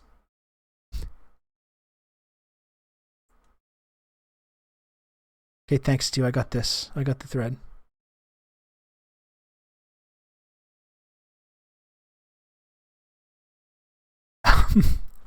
And listen, folks, I understand. Believe me, I understand that this is like tricky to talk about. It makes people uncomfortable to talk about. And if you care about human rights, it can be very easy to get sucked into this. I get it. And I get also that it's you don't want to be accused of not caring about human rights or respecting human rights or supporting anything that looks and smells like some kind of genocidal project like this. I understand why that's tricky. I don't know if our friend Joshua is still here. I hope so. I understand why this is tricky. Here's my basic point, okay? Here's my basic point about this. all of these stories, or the vast, vast majority of these stories and research, whether it's about this current explosive report that was just published while this human rights investigation was going on, or whether it's all this is literally all the research that's been done to support this narrative that's been going on now for 5 years. Here's my basic point, and I understand this is sensitive for people. Here's my basic point, folks. The Victims of Communism Memorial Foundation China Studies Department is not a credible source of information about this or any other subject. I'm sorry if people find this insensitive. I'm sorry if it makes people uncomfortable. When I hear information coming out about an official state enemy, whether it's China or whoever else, take away all the context about China's global rise as a global hegemon and become the global dominant economy in the world, and try to ignore the context about why these allegations are being made in the first place. When I see the source of these stories is the Victims of Communism Memorial Foundation China Studies Department, I don't believe it. I don't believe it. These are not credible sources of information about China or any official state enemy or anything else. These are partisan, highly ideological organizations whose entire reason that these places exist, the Victims of Communism Memorial Foundation, is to spread anti-communist propaganda and try to destabilize socialist countries, whether it's China or Venezuela or Cuba or whoever else. Here's the thing, folks, and if you're one of these skeptics, I really hope you're still watching. My question is, why? Why does the Victims of Communism Memorial Foundation get the benefit of the doubt? This is what I was saying earlier in the stream. You can apply this to your personal life as well. Why, when someone repeatedly lies to you over and over, they repeatedly lie to your face over and over, countless examples of this. Countless. When they repeatedly lie to you over and over, at what point do you start just intrinsically disbelieving the things that they say? This is the question you have to ask yourself. Why do you listen to these people?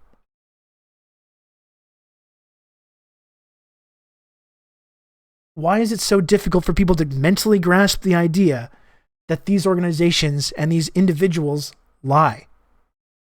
They're liars. Right?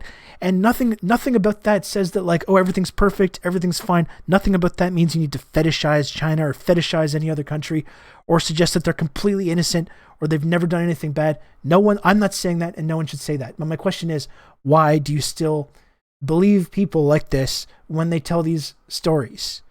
When this story about human rights and this story about the explosive new evidence about this Uyghur genocide comes out at the very exact moment that the UN human rights investigator is visiting China and visiting this region to try and determine what is actually going on, and this story comes out 100% sourced to this man, Adrian Zenz, and the Victims of Communism Memorial Foundation.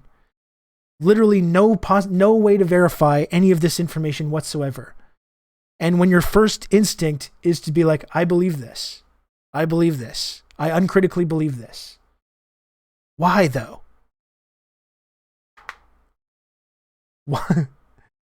Why can't you just say, I don't believe it? It's really easy, actually. It's easy. It is easy to just look at these sources of information. You look at that whole thread that we looked at. It's very scary. It's very upsetting. And you get to the end and it says, here's where all of this information is coming from. Why is it so difficult for you to just say, I don't believe it? I don't believe it. Right? I get why it's difficult for people. I do. I get why people have been pulled into this. And people don't want to be accused of genocide denial or all this bullshit, or supporting these human rights authoritarian countries.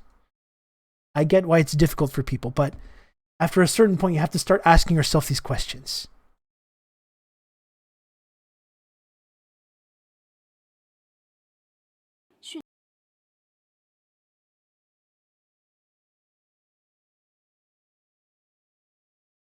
Should we go to the tape? It's true. 训练的一个镜头，还有就是被一些媒体揭露出来的，就是去拍摄一些说我们怎么去干扰啊，或者说存在集中营也好啊，但后来事实证明，有关的人员并没有接受他的采访，也没有干扰他，他做了一些手段。你还说到这个 BBC 的这个 Ofcom 的这个事情哈。这也非常有意思。的确 ，Ofcom 呢，它是可以监管 BBC 的许多部门，但是你也可以给大家上课啊，也可以跟大家讲讲 ，Ofcom 有权利监管 BBC 国际频道吗？我们看到的报道是 ，Ofcom 可以监管 BBC 的国内的很多的部门，但是呢，它有英国的皇家特许证，也就是说，它没有权利来监管 BBC 的国际频道。换言之，就是说 BBC 国内频道。他如果播出了假新闻，他是要受到 Ofcom 的监管，会受到惩罚。可是他国际频道，他就不受任何的监管，他有尚方宝剑，他可以肆意的炮制虚假信息，而不受到任何。Oh well, it's not like the fucking British have ever had a malign influence on China. Let's not take a look into that history also. And I would just ask, like, please, if there's anyone watching this channel that's getting upset about my genocide denial or all this stuff, please ask yourself these questions. Why do you still believe this? Look, there's more of this stuff, and it is like it's an emerging subgenre. Chinese officials publicly dressing down Western reporters. It's highly enjoyable. Highly enjoyable.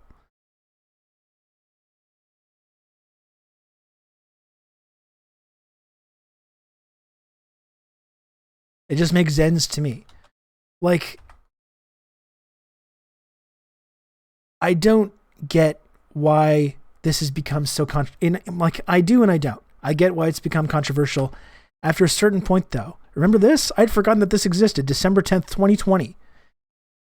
The fucking NED, the National Endowment for Democracy.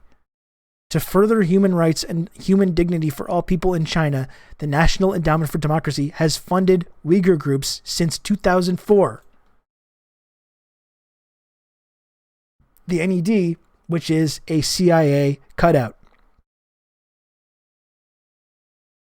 Here's the question that our bleeding heart, human rights. You can count on me. China watchers here on Twitch need to ask themselves. Hi, Rob. Hello, Dapper Cat. Thanks for the 7 months of Tier 1. Thank you. Like, this is the thing for me, folks. When it comes to any of these stories that come out about human rights in official state enemies, when there's 1 degree of separation with the CIA, with victims of communism, who I'm sure take CIA funding as well, or with the weapons manufacturers or the American national security establishment, which fund the vast majority of whatever research that is not coming from victims of communism and Adrian Zenz is coming from the ASPI, Australian think tank funded by Raytheon and all these weapons manufacturers. So for me, I'm sorry if this is upsetting for people. I'm sorry if this is upsetting for people that want to accuse me of genocide denial or whatever. When information like this is coming out and it's connected to the weapons manufacturers, victims of communism, the CIA, why is it so hard to just assume that it is not accurate?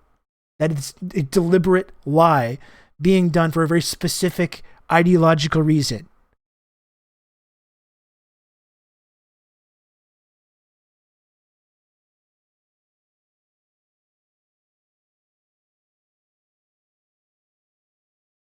I wish, and this is what the compatible left is, right?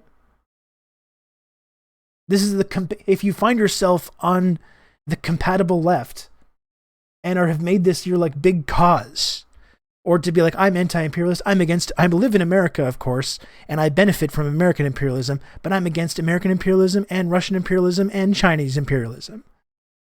And I care about human rights in America and China. And like people have like, this has been this like giving people some kind of credibility, I guess, to talk about how they're not campus, right? They're not part of this. They're rejecting this campist idea. And they're uncritically accepting the research that is being done by openly CIA-backed groups and think tanks funded by weapons manufacturers. Highly ideological, highly partisan groups such as the Victims of Communism Foundation, who literally list Nazis among their victims of communism. The whole big black book of communism is a big propaganda exercise in and of itself, a central plank in the false history that we've been taught. Why is it so hard for people? And I'm asking you, if you're watching this stream and you're trying to call me up for my genocide denial or whatever, I'm asking you, why is it so difficult for you to just understand the link that these groups have with the national intelligence community, with the weapons manufacturers, with these ideological think tanks? Why is it so hard to accept that they're just not telling the truth about what is going on? I'm sorry, but if there's one iota of connection with the CIA, I assume it's a lie. That's the tanky opinion, to not trust literally the CIA. That's the tanky genocide denial opinion. To say, like, I believe the CIA is lying about this. Or at the very least, drastically exaggerating or mutating the actual reality of what is going on. Which ironically makes it more difficult to find out the actual truth of what is going on and not less difficult.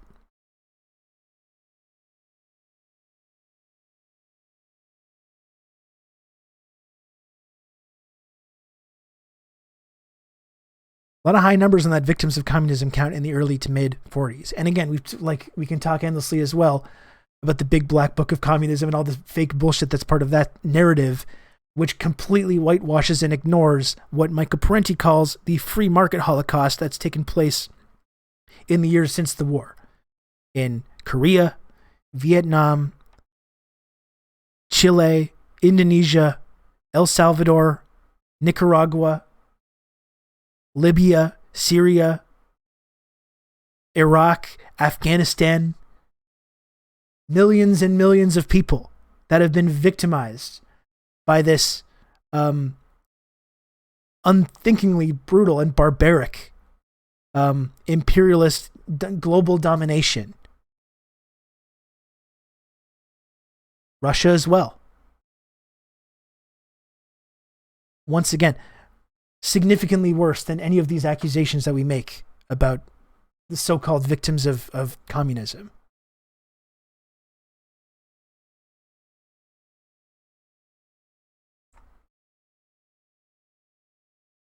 And that's what I mean. It's like we still have people that are on the left, the compatible left, running around accusing people of genocide denial based on research and evidence that is coming from literally the CIA.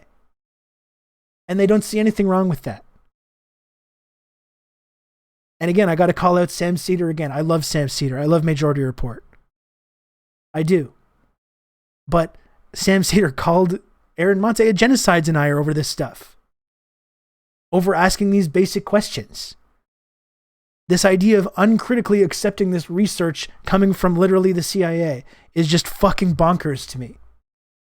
And that people that have been asking these questions about who is funding this research, where is this research coming from, what ideological purpose this narrative is serving, these people have been framed as being the tankies, the genocide deniers. And the compatible left is fully on board with this program of destabilizing and ultimately balkanizing China and turning Xinjiang into East Turkestan and balkanizing Tibet and balkanizing Hong Kong, which has only benefits the West, the former colonialist countries.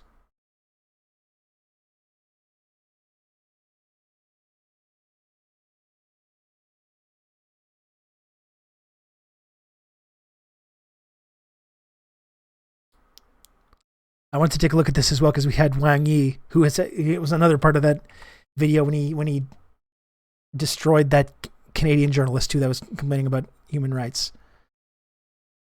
Presented the OHCHR High Commissioner with Xi Jinping on respecting and protecting human rights. Presented her the book, which is kind of a boss move. Goated Wang Yi. He is goated with the sauce. It's true. I've never heard compatible left before. Literally, coined by the CIA. It's a good phrase because when you start talking about this subject, you start seeing where these lines are. And anytime these moments come up, right, rather than taking a tough moral stance and like supporting a serious challenge to the West's global dominance, rather than taking a tough stance supporting that, which can like have negative consequences to your career, which can lead to all kinds of negative consequences, the compatible left instead lines up behind this State Department narrative and says, no, yeah, we believe this. We believe the research coming from the Victims of Communism Foundation.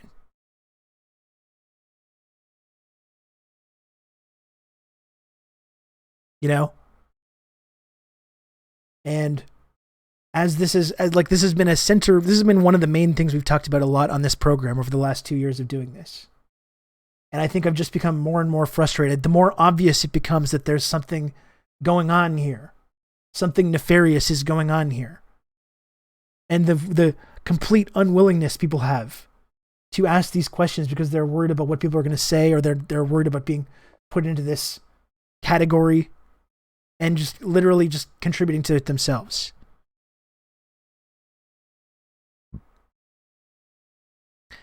And remember, this exact story, which our friend shared in the chat, who I didn't seem like he hung around, unfortunately, this very story drops right at the exact time that the UN High Commissioner of Human Rights is visiting Xinjiang to determine what is actually going on.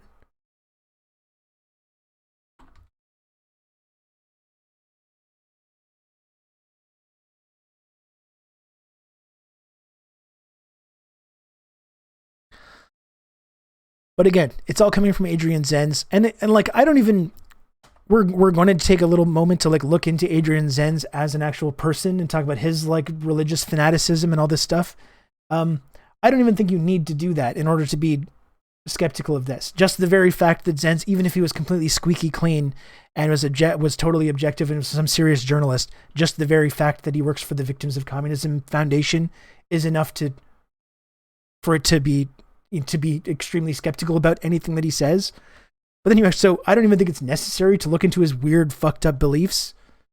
Just the fact that he works for this foundation, and that's where all the research, literally like the vast, vast majority of this research is coming from. I think that's enough to just not believe it. But we can look up at his fucked up beliefs as well. He is a evangelical, religious fanatic. He's the primary source for Western media reports on Uyghur concentration camps. Once again, a German anti-Semite who believes Jews that refuse to convert to Christianity will be wiped out and put into a fiery furnace, which he's written about himself. For the Jews, therefore, the wrath of God will prove to be both a blessing and a curse. For those who belong to the 1/3 that will be refined in God's fiery furnace and will end up obtaining salvation, ultimately will be a blessing. This is our primary source on this. And then talking about this research that he does. I feel very clearly led by God to do this. I can put it that way. I'm not afraid to say that. With Xinjiang, things really changed. It became like a mission or a ministry. So he's some fucking religious fanatic, on this ideological and spiritual quest to engage in this kind of research on behalf of the Victims of Communism Foundation. This is the primary source for all of this stuff.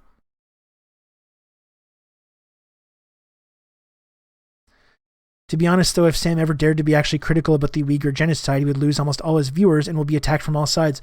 Or Sam, or anyone else that's part of this world that has been propagating this narrative, can simply ask themselves the question and maybe take the time to explain to their viewers, as I am doing today, that we should not be accepting and uncritically promoting research coming from the NED or from the Victims of Communism Memorial Foundation. This shouldn't be hard for people to explain to their viewers why this is bad, why it's bad to do this.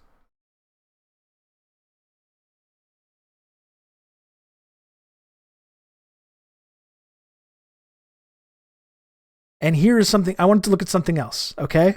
Let's take away everything that we just talked about the NED, the World Uyghur Congress, who funds these groups, Victims of Communism, the ASPI, the weapons manufacturers, all this stuff. Let's take away all that stuff and let's just look at, here's one thing that I would ask people to look at as well.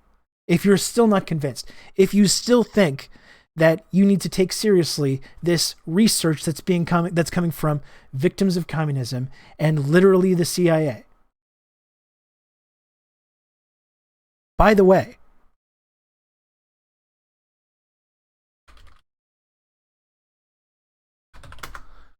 who else was one of the primary promoters of this? Mike Pompeo. In a last-minute move that will likely further worsen Former tensions between head of the China and CIA. the US, outgoing Trump's Secretary State of Department. State Mike Pompeo tweeted that Hey. Beijing's treatment of Uyghur Muslims amounted to genocide and crimes against humanity. These acts are an affront to the Chinese people and to civilized nations everywhere. This The is who People's you're siding Republic of with when China you and the when you CCP must when be you held promote to this. account.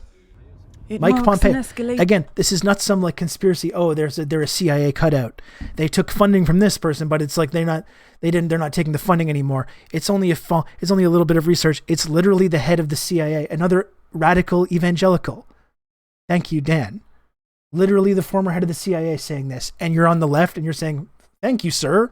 Thank you. I agree with this." And you're promoting this, and you're accusing people of being genocide deniers for asking questions about this. What has to be like? Think, folks, it's the CIA. I honestly feel like I'm going fucking crazy sometimes with this. We're literally talking about not even the CIA cutouts, not the NED, literally CIA director Mike Pompeo. And you're on the left and you're saying, thank you, I agree with this. Let's uncritically promote this. Good. This is where we're at. This is where the compatible left is at.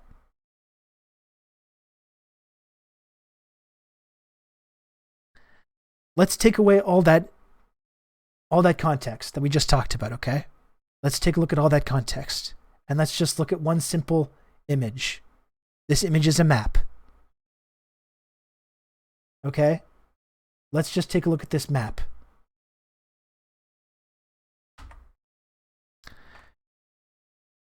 This is a map of which countries are for or against China's Xinjiang policy. Here's what I would recommend. Take a look at this map. Ask yourself, which side ideologically where do I belong on this? Who am I siding with? Who am I allying with on this? Versus who is opposed to it. And I'll tell you, whether it's this issue, whether it's Palestine, whether it's the rights of indigenous people, whether it's condemning Nazism, whether it's dropping vaccine mandates for COVID, when you find yourself agreeing or organizing yourself ideologically with the countries in green, guess what? You fucked up.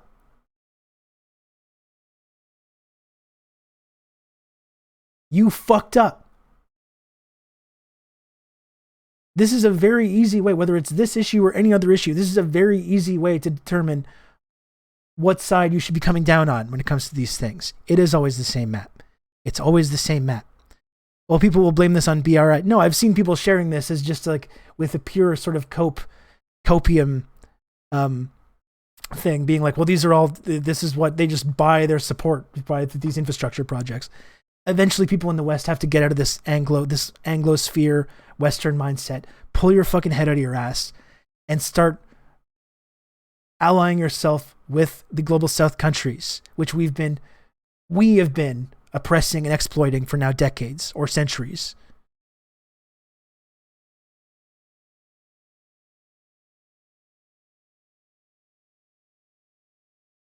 Mike Pompeo is a Koch brothers minion. Yeah, again, he's a Islamophobic, evangelical, Zionist, imperialist, former head of the CIA, former Secretary of State.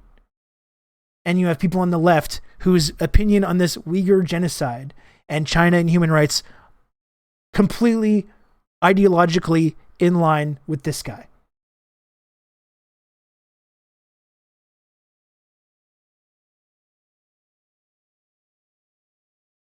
And this is, for some reason, this is still controversial. This is the thing that drives me crazy about this.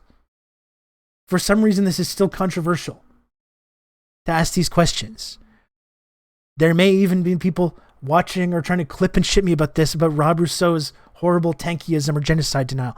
And in all honesty, I don't get it. I don't get it anymore. I don't get it anymore.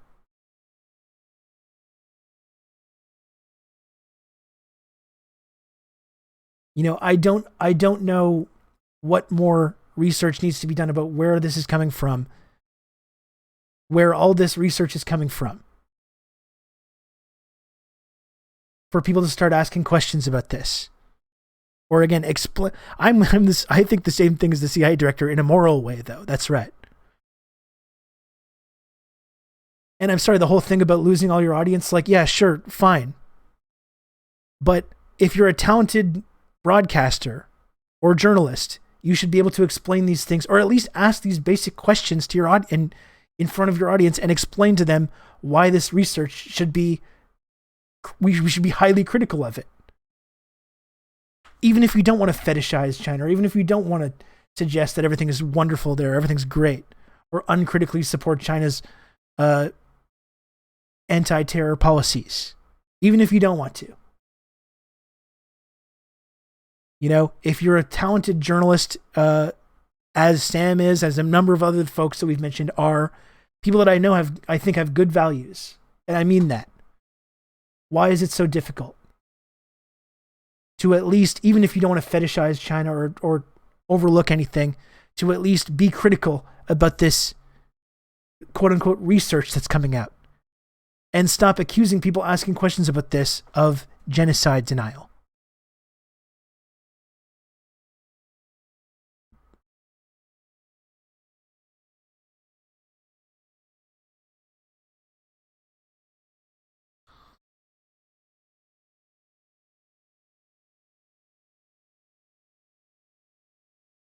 So again, we looked at how the NED has been funding these Uyghur groups. But again, it's all right here as well. Anything that's coming from World Uyghur Congress, and by the way, when it talks about Canada's research that we did, the hearings that we had about the genocide in Xinjiang, which again, every single NDP member voted for. Every single member of the NDP voted for this. It was based on presentations by these groups, which I know Aidan Jonah and Canada Files did a lot of research on to expose. World Uyghur Congress, Uyghur Human Rights Project, Campaign for Uyghurs, Uyghur Refugee Relief Fund.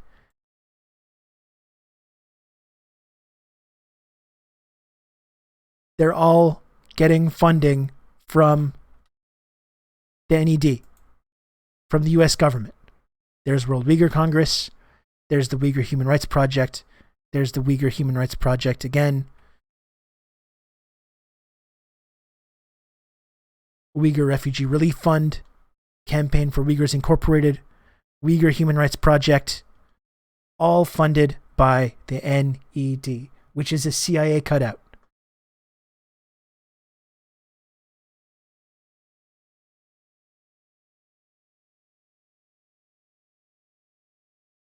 So I'm sorry. It's just, I get in a way why it's sensitive for people, why it's tricky for people. But I'm starting to lose patience, I think, with people's inability to ask critical questions about this. Because they're in such a rush to show how serious they take these human rights accusations. And they're not tankies. And they're not these genocide denying, authoritarian loving, dictator worshipping tankies. People are so allergic to these accusations that they're immediately swallowing and uncritically repeating information coming from CIA funded groups. And I'm sorry, any of these groups, if you take a fucking dollar in CIA funding, for me, that is enough to taint every single thing that you do. And that applies to journalistic outlets as well, such as Bellingcat, who have also openly, this is not a conspiracy, who have openly admitted to taking money from the NED. Bellingcat has taken funding from the NED. They've openly admitted to this. I'm sorry, any research you do, any journalism you do about these foreign policy issues, when you've taken money from the CIA, is suspect automatically. Period. End of story. And people really, really struggle with this.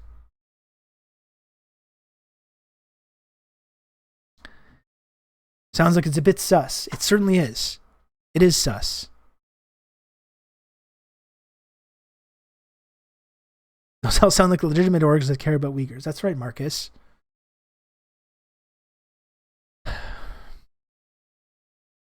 Marcus, we got to play Fortnite again soon. My kid's always talking about you. He really wants to play again.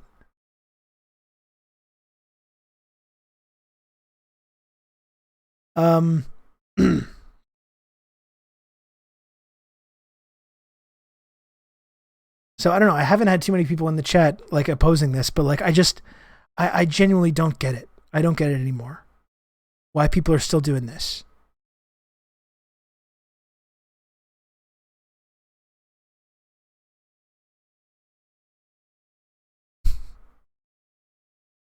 This is truly a fucking amazing caveat at the end of this.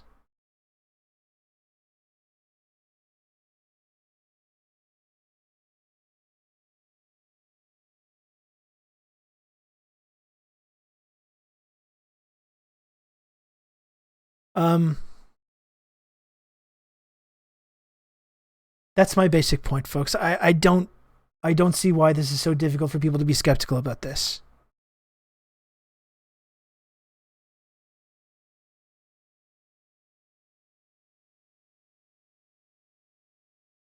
And it's like, it's not just nitpicking. Like, it's, people can say like, oh, why are you focusing on this? Like, why is it so important?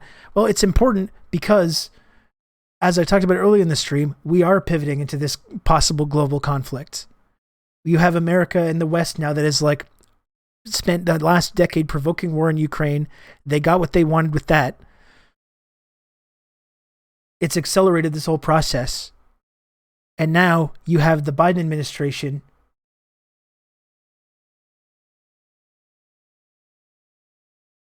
urging Taiwan to follow the Ukraine playbook for countering China. You see them trying the exact same strategy in Taiwan right now. And by the way, it's truly amazing to me. I'm trying to wrap my mind around being in Taiwan and seeing like, oh, the US wants you to follow the Ukraine playbook, and being like, oh, this sounds great. Thank you. Thank you, sir. Thank you, America. This sounds like a wonderful, wonderful possibility. Like, just don't people see what's going on there, right? You've got this relentless NATO expansion playing this large factor in provoking war between Russia and Ukraine. They're doing this exact same fucking thing with AUKUS in the South China Sea right now, and they're trying to provoke conflict with China and Taiwan. They've been arming and funding the Ukrainian government and militia groups. They're doing the exact same fucking thing in Taiwan. While engaging in this CIA-backed mass media campaign to convince people that China is like a new Nazi Germany that's committing these horrible human rights atrocities and genocide at the same time. Why are all these things happening? Why is it so difficult for people to ask them questions about why this is happening? Why are people, even like the most left-wing members of U.S. Congress, like Ilhan Omar, who has taken some very brave and important foreign policy stances, funding $40 billion of weapon arms to Ukraine, contributing to this narrative about China being the new Nazi Germany.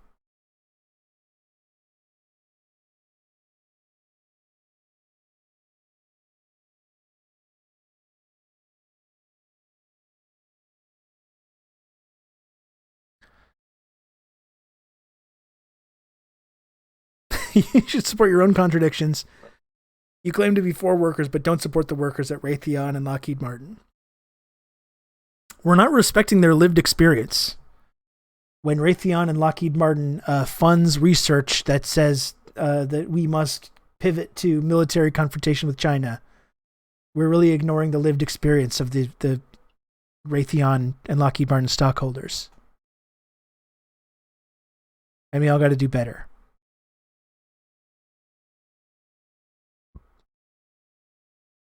Mike Pompeo has been diagnosed with imposter syndrome, and you're laughing.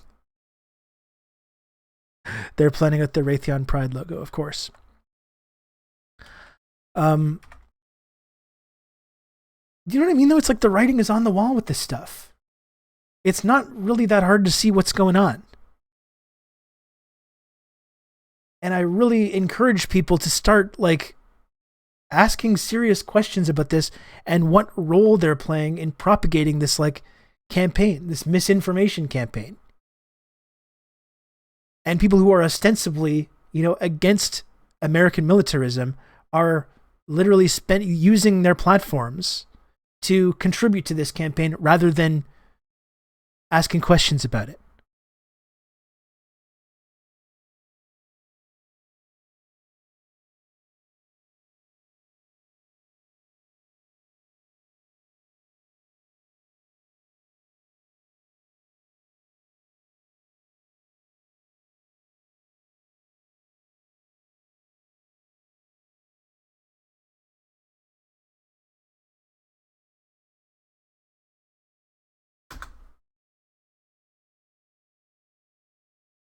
And this is now the second time this has happened where Joe Biden has said we would militarily defend Taiwan in the event of an invasion, and then kind of walked it back. Not pulling any punches, President Joe Biden says if China attacks Taiwan, the U.S. will defend it militarily. Yes, that's the commitment we made. The White House says Biden's comments don't reflect a change in policy, referring to the 1979 Taiwan Relations Act, by which the U.S. would provide Taiwan with resources to defend itself. But that act doesn't require military intervention. At least one Republican congressman liked what Biden said. Coming from the president, it's very, very strong. And I think China needs to understand that they can't take this lightly. And Michael McFaul, who literally was engaging in Hitler apologia a few weeks ago in mainstream media. Michael McFaul, who was a former ambassador to the Soviet Union, who was literally engaging in soft Holocaust denialism, talking about Hitler not going after ethnic Germans. That's literally Nazi propaganda. Well, we're creating the whole issue out of whole cloth. I mean, that's the basic thing that none of these fuckers want to admit, which is that according to U.S. policy, Taiwan is part of China. That's been official U.S. policy for decades, which they're now slowly trying to walk away from, by the way. Invade Taiwan. China reacted quickly and forcefully, saying China deplored and rejected Biden's comments. Its foreign minister called Taiwan part of China and that it wouldn't stand for outside interference. Some Chinese officials believe the U.S. is testing China to see how far it will go, says this expert. That is dangerous if they actually conclude that, because that could imply that Xi Jinping feels that he's being backed into a corner, that he has to do something to show that China has a sovereignty over Taiwan. Countries should be very active now to tell China, you better be careful. This former Canadian ambassador to China says recent actions... I mean, if Hong Kong protesters waving American flags and shaking hands with Trump at Ted Cruz doesn't make them think twice, nothing will. And it's the same fucking thing, right? It's the same thing. When it comes to those protests, which are, of course, everyone on Reddit was very captivated by these Hong Kong protests. And it's this, again, it's a simple question. Are any of these groups funded by the NED? Do you have protesters now traveling to America to meet with right-wing politicians? If the answer is yes, then if you're on the left, you shouldn't support it. This has been very difficult for people to wrap their minds around. It's been very, very difficult over the last few years for people to take these stances. I'm getting tired of it, honestly. Against Russia by the U.S. and very active now to tell China, you better be careful. This former Canadian ambassador to China says recent actions against Russia by the U.S. and others also act as a warning. And the message now to China needs to be, don't think about invading Taiwan. You have to maintain the status quo. Otherwise, you would be subject to heavy sanctions. He believes they don't care. They don't care. Clearly, this threat of sanctions doesn't work anymore. What did the sanctions regime the sanctions regime that the Canadian government, the U.S. government were talking endlessly about, just destroying the Russian economy? What's going on with that? That's the whole thing about this shifting polarity and this realignment that's happening. Is these threat of sanctions? They don't care anymore. They don't give a shit.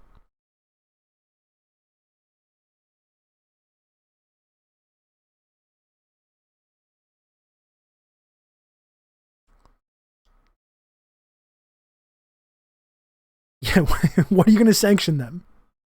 What are you going to sanction them on?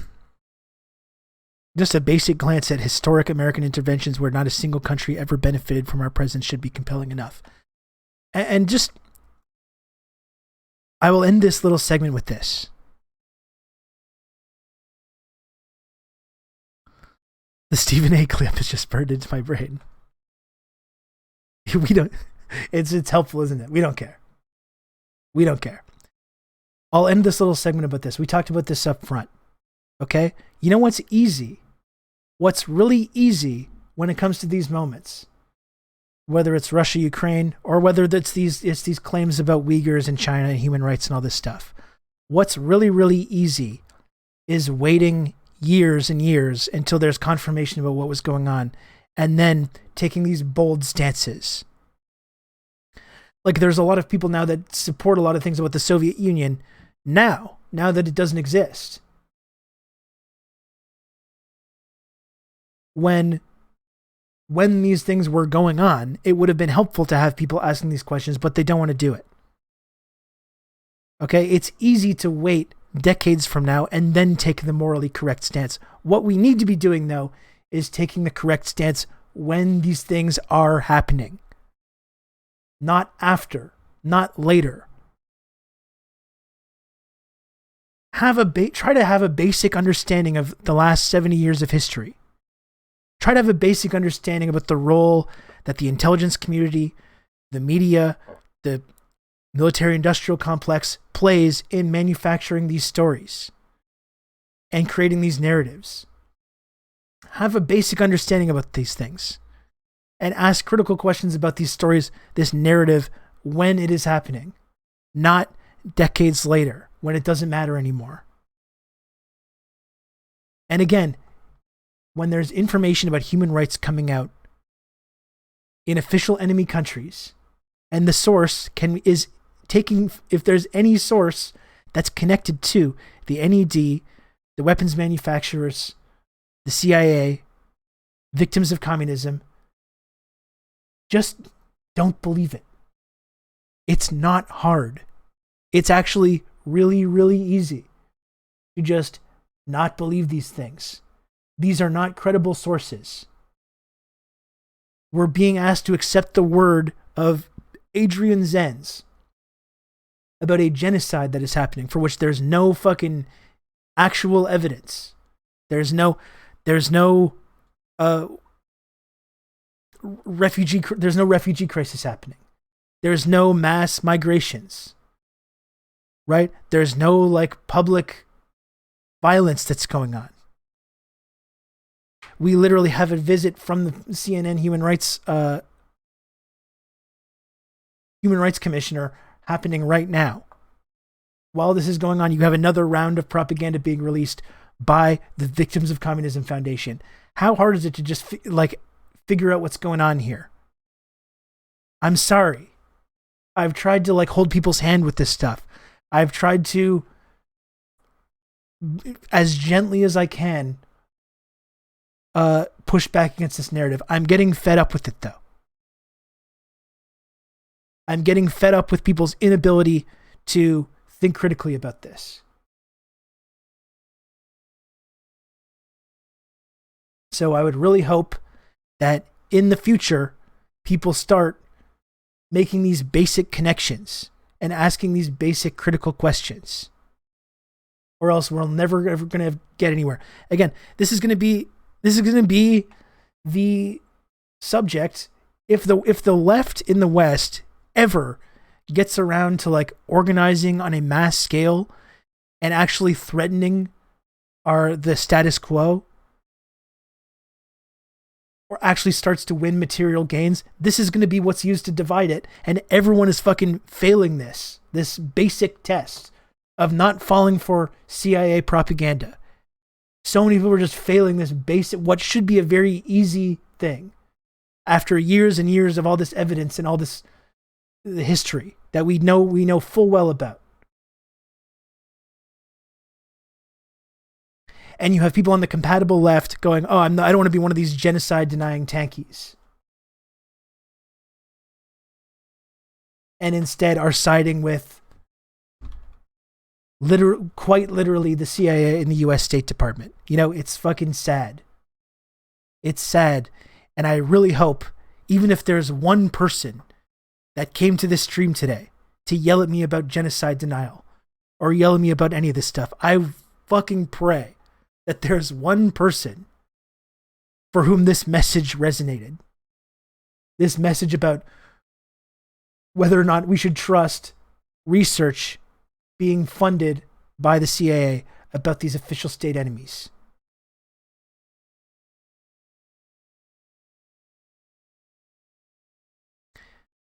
A central factor. You've just become an elite member of the Friendship Triangle. Holy Lord.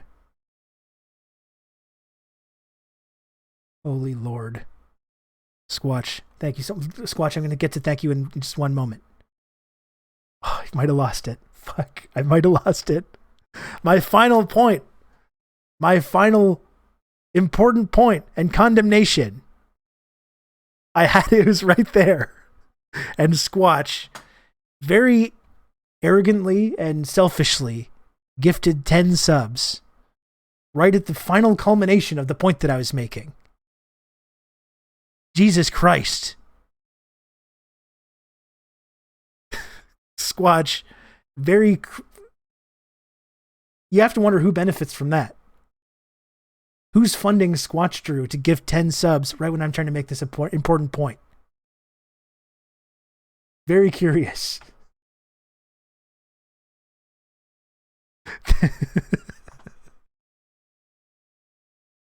Thank you, Squatch Drew, I really appreciate the 10 gifted subs. I really appreciate it. Thank you. All the support that you've shown the channel means a lot. Thank you.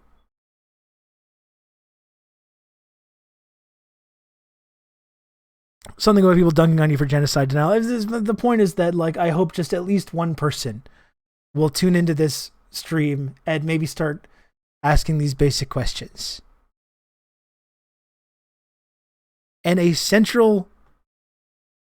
you care about destroying Western imperialism, if you're on the left, and you should care about that. If you know anything about history, you should care about destroying Western imperialism. Well, guess what? One way that that's going to happen is by this realignment that's happening right now.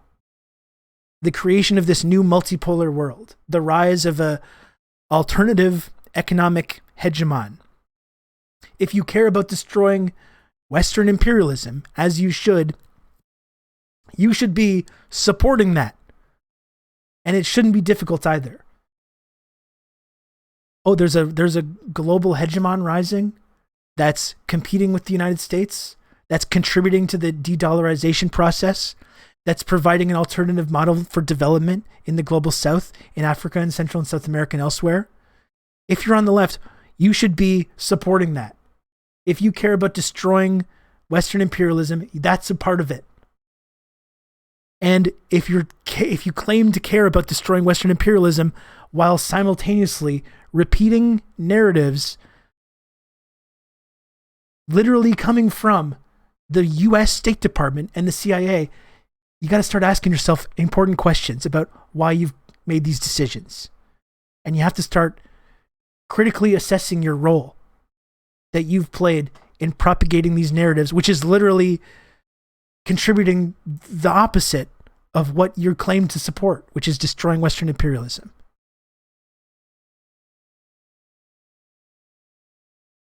I got it back, Squatch. So you're out of the doghouse. I got it back. Thank you again, Squatch True, for the 10 gifted subs. That's really kind of you. I'll destroy your Western imperialism. Please do.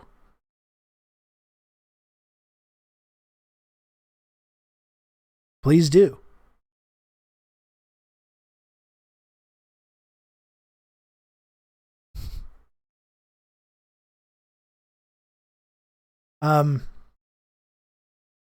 That'll be my final point on that. And again, hopefully at least one person, maybe one person will come to watch this to yell at me about being a tanky genocide denier and will maybe ask themselves some critical questions about this narrative that they're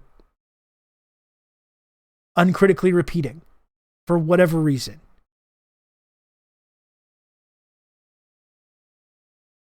Hitting imperialism's back walls.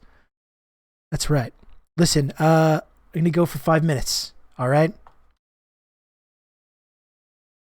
I'm going to go for 5 minutes. I really have to go to the bathroom.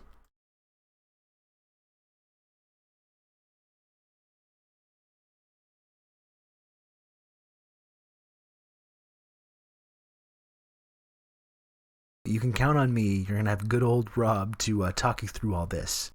Okay, can some chatters interrupt now after this analysis? TRRS trustworthy Rob. Thank you, Useless. Yes, now is the appropriate time to interrupt. I actually would shill for some more subs to try and reach the sub goal, but I really have to go to the bathroom. But thank you, Useless, for the 4 months of tier 1. I appreciate it. I literally do not have the mental capacity to deal with these folks, so massive thanks to Rob for bringing the clarity.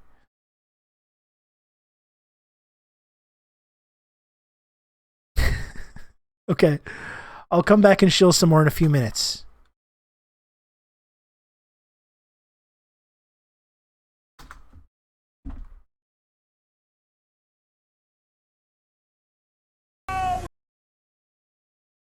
Okay, I gotta go. You can count on me. You're going to have good old Rob to talk you through all this. PP time.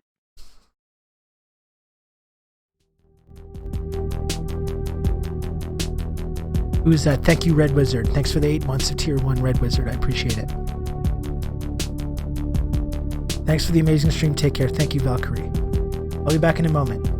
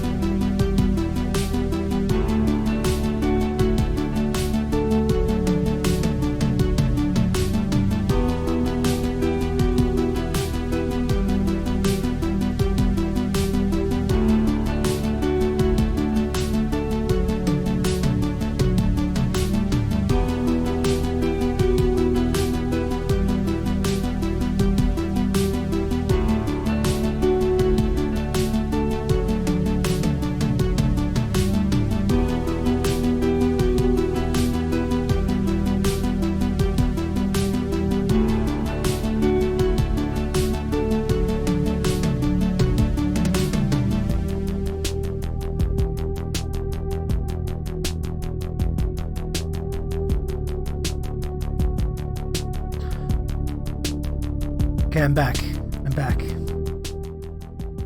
Thanks for waiting. Folks, we got something really exciting.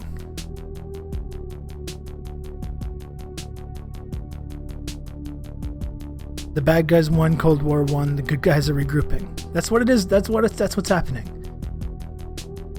And if you live in the West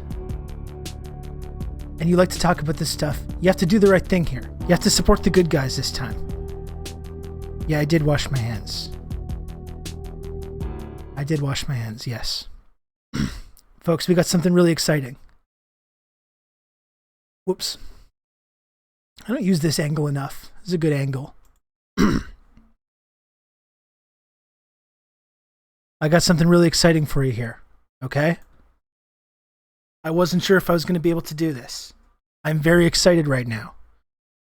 Do you sit when you pee? Not to get too into the details of this, normally I'm a stander. Sometimes I'll switch it up though. Sometimes I want to have a little sit down. Okay? Anyway, we don't need to get into the details of that. This is very exciting, folks. This is a very exciting moment. Okay? Are you ready for this? We got an unboxing. We got a live unboxing. A live unboxing, folks, of the very first official TRRS merch. And if you use the !merch command in the chat, you can too purchase official TRRS merch for this channel.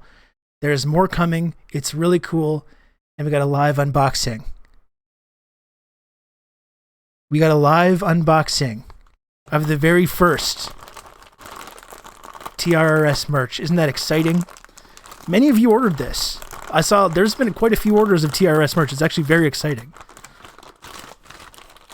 I'm thrilled right now. Oh boy. Okay. Okay. Here we go. Look at that.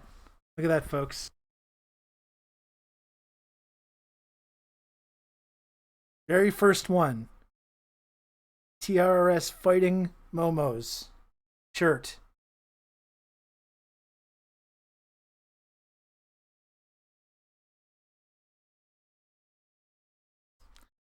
Okay, and I don't know if you're even ready for this. I don't know if you know if you're ready for this one.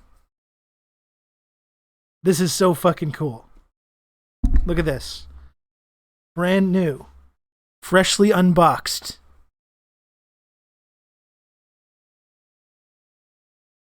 TRRS hoodie. Blue. Royal blue. TRRS logo. Looks great.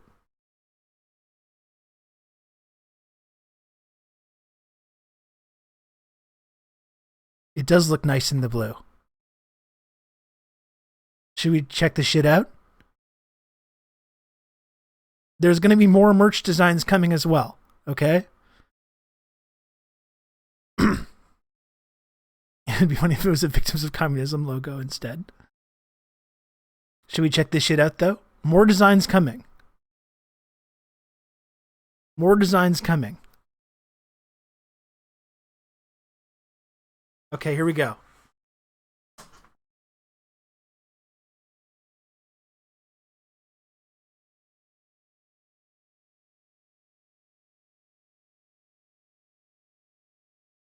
Chat, I'm not wearing a shirt right now. Chat, I'm not wearing a shirt.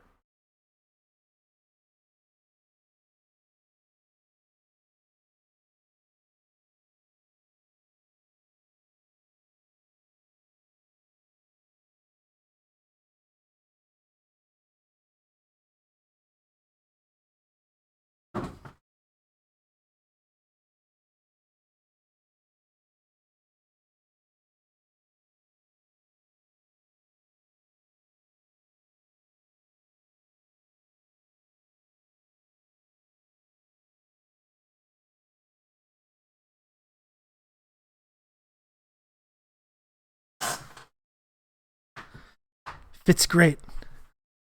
I just got a large. Fits really good.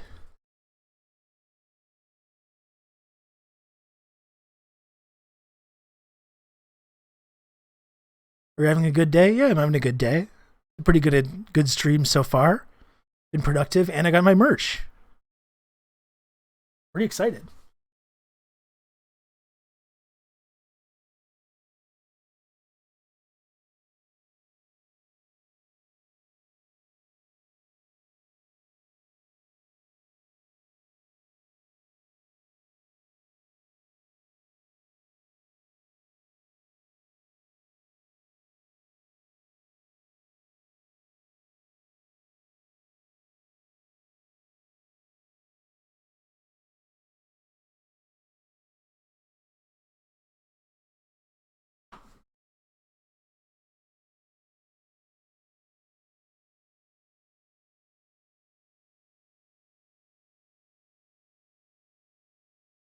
Look at this shit.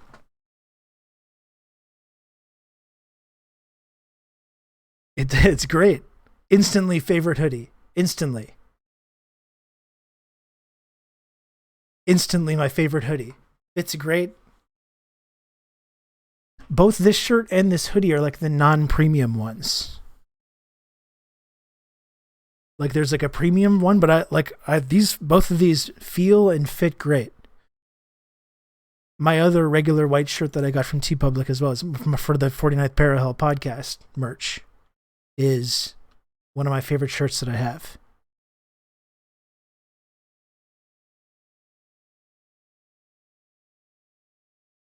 I got a reaction screenshot of you in the shirt for the socials. Oh, very cool. Thank you, Outrun. Anyway, this is very exciting. This is really exciting. And everyone else in the community, you should be getting your merch, I would say, probably tomorrow or the next day. So I'm really looking forward to seeing more TRRS merch showing up in the TRRS Discord. And again, if you're just watching the stream today, I would encourage you to join the community. I would encourage you to join this community. Right? This is a wonderful community. If you agree on trying to push back on and deprogram yourselves from like the Western mindset, that's what this channel's about. And wearing cool merch as well while doing it. So if you're just watching the stream for the first time today, I encourage you to join the Discord.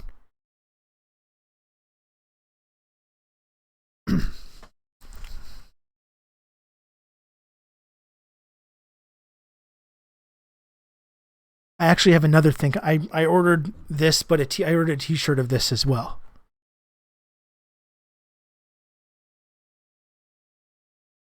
This is a good way of looking at it. Join the Discord. Worst case, you have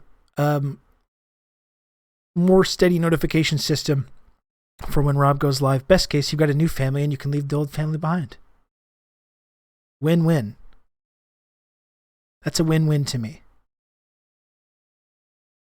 Some of us live further away and have to wait for Leif Erikson to get back to our shores with all the merch. That's true. It'll probably take a little bit longer for you. It's going to be worth it, though. It's going to be worth the wait.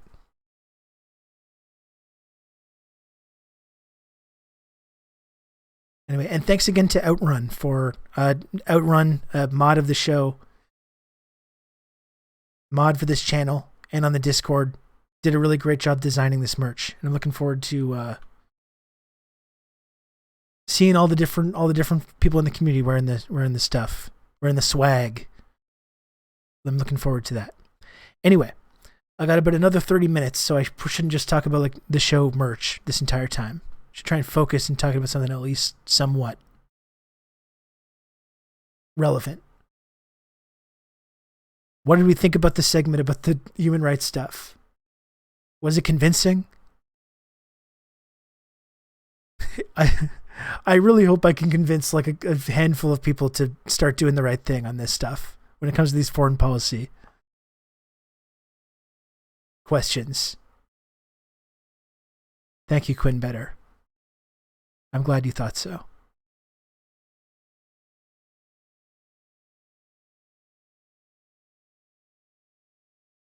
Thank you, Relic. I appreciate that, and I appreciate your support.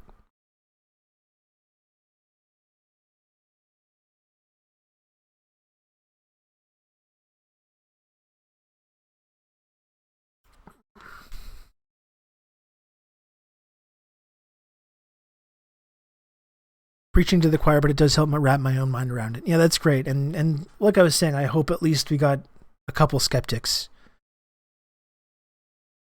to ask themselves these questions. I was already driving the bandwagon. Yeah, that's good. I mean, it's just there's certain books too that you just read and it's like Jakarta Method is one, which is people were pointing out, like people that have spread this narrative have also talked about this book.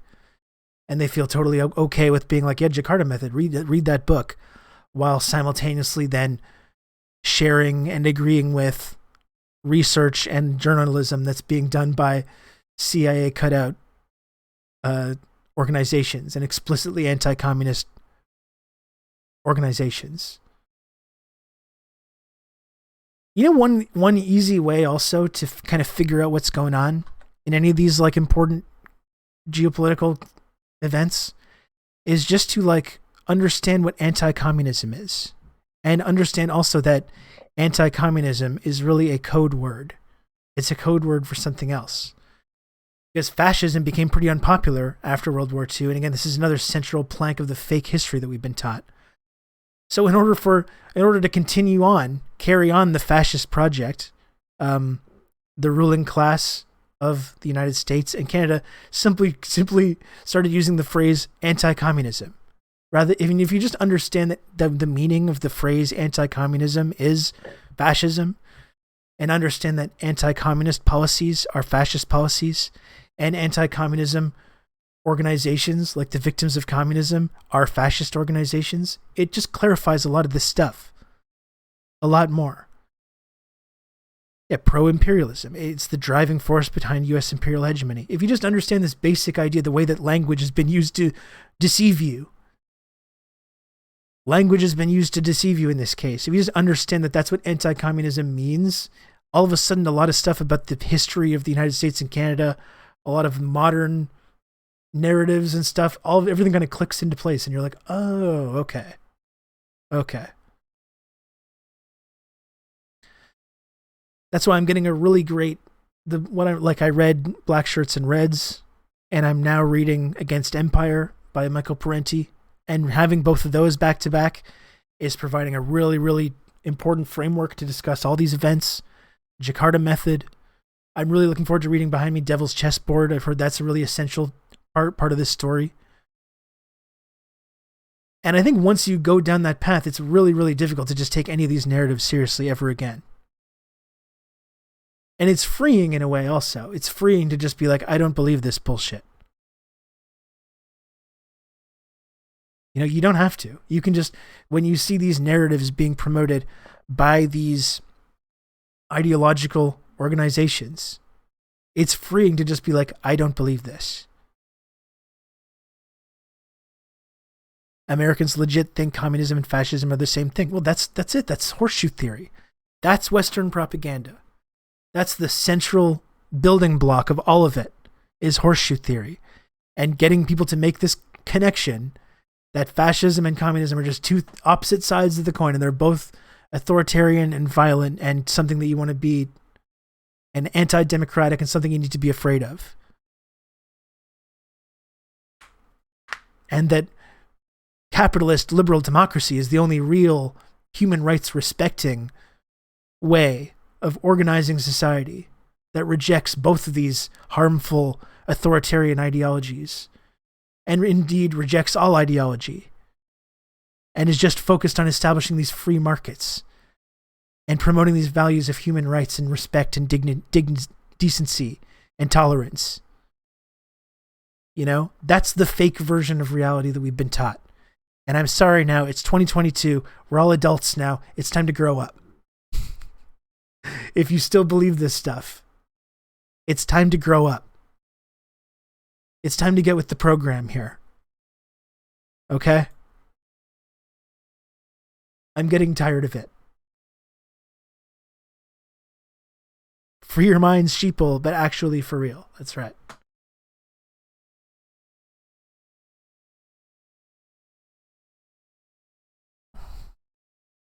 We as socialists need to do some dual power pushback against this disgusting institutional imperialist exploitation of the concept of human rights for imperialist ends.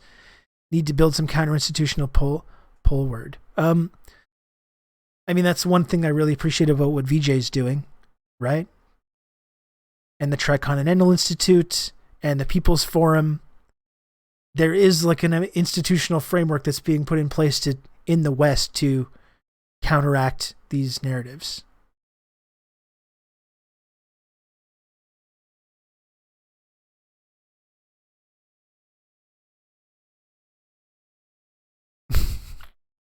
No more baby talk silliness.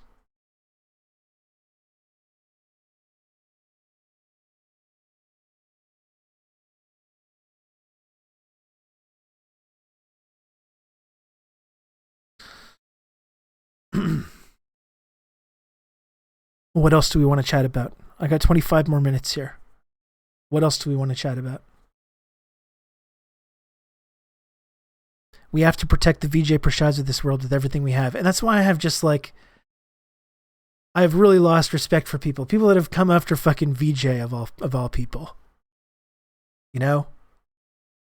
Western leftists who see Vijay Prashad and are like, this guy's an evil genocide denier. And it's just like, man, you've really fucking blown it. You really blew it.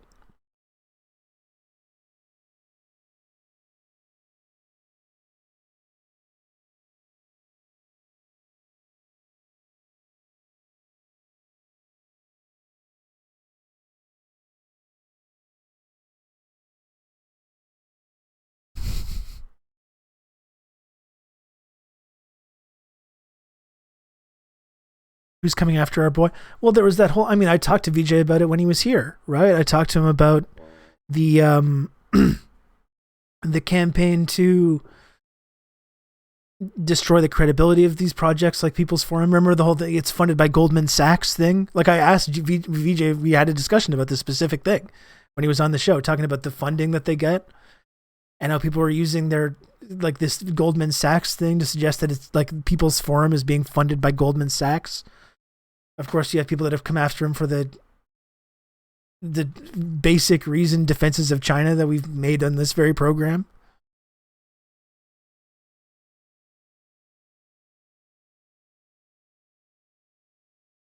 They attacked him for some cultural institutions were bad. Yeah, the same saying some cultural institutions were bad when talking about the caste system. It's another question too when it comes to this, all this big question about Xinjiang and the Uyghurs and this policy of re-education or vocational schools or whatever. And it is another thing that we should probably talk about also, which is just like, you know, if you're a leftist, do you believe in total unrestricted religious freedom? You know? As a broader question, like, is that like a part of a left-wing project, completely unrestricted religious freedom? Or in some kind of future leftist socialist society, do you look at like what these religions are saying and try to go into these institutions when they're promoting explicitly destabilizing ideology? And this is not just about like Xinjiang, but like America's a great example. Look at the power that like evangelicals have in the United States. Let's say that there's like a revolution in the United States sometime. Let's say our Western leftist colleagues finally stop lecturing everyone else and they finally put together a revolution in their own societies. Do you then just allow these like extremely reactionary religious fundamentalists complete unrestricted freedom to continue spreading these ideas and to continue to like radicalizing themselves explicitly against the project that you're trying to create? Is that something that we should be like promoting? Yeah, I guess that it would be authoritarian to crack down on some of this kind of thing, but that's the whole point, is suppressing the forces of reaction, right? Suppressing the forces of reaction. That's what a revolution is.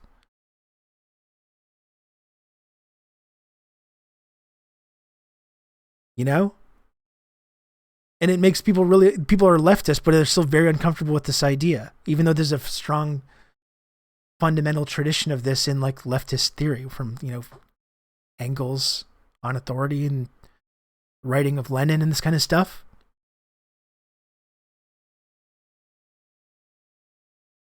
When you're defending a revolutionary society, that means sometimes suppressing the forces of reaction.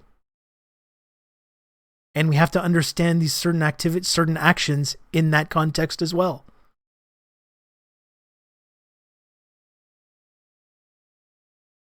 And not immediately start leaping to agree with the CIA or these CIA-backed dissident groups or these anti-communist organizations, not immediately leaping to their defense when we see other societies engaging in this kind of thing and attempting to suppress the forces of reaction in their society.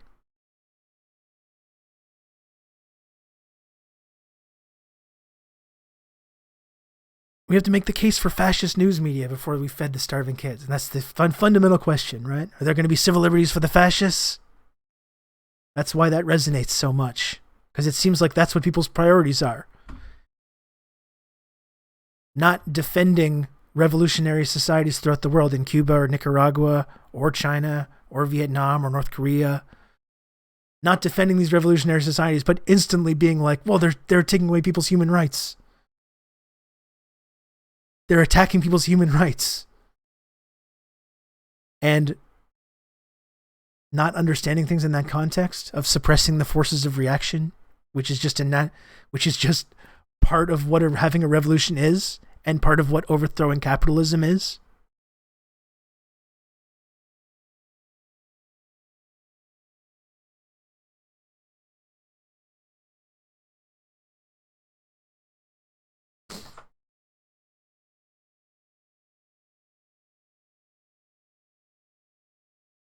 Anyway, it's important to understand things in this context, I think. And like I was saying, even engaging in this process of suppressing the forces of reaction doesn't mean that it's always going to be pretty. It can be ugly. It can be really ugly. It doesn't mean that it's going to be perfect either, or that terrible things won't happen in this process. But it's being done in service of defending these revolutionary societies and defending the gains that they've made. And I feel a little uncomfortable, I think, lecturing other countries about these kind of human rights issues when it comes to this. It's the same thing with Nicaragua. How can you support Nicaragua? They're banning these NGOs. They're banning these media outlets. And it's like, yeah, these places are funded. They're banning Western-backed NGOs and Western-backed media in their country that's openly and deliberately trying to destabilize their societies. Like, don't they have a right to do that? Don't they have a right to defend themselves from this kind of thing? Which brings back to the West's role in creating all the destabilization in Xinjiang in the first place. And arming and training and funding many of these similar extremist groups, which they've done throughout the world.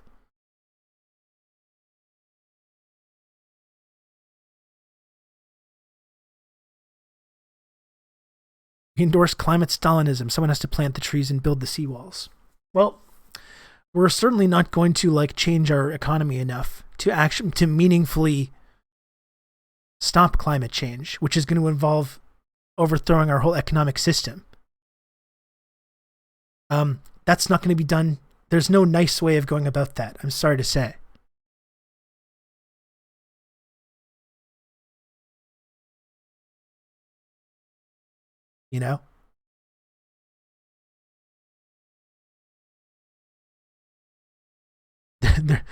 There's no pleasant, nice. That's not going to be happening in a polite, civil manner accomplished through voting within our parliamentary democratic system, our parliamentary democracy here in Canada, or through engaging in electoral politics in America, making these profound changes. It's not going to happen.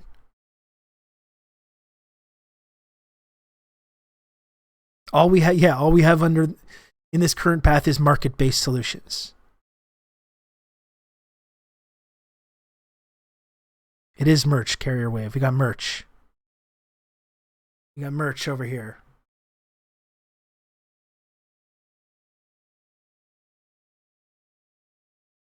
So the serfs were saying the Somalian government invited the US in.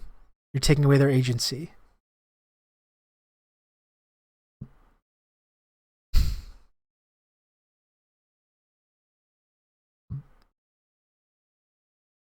Okay.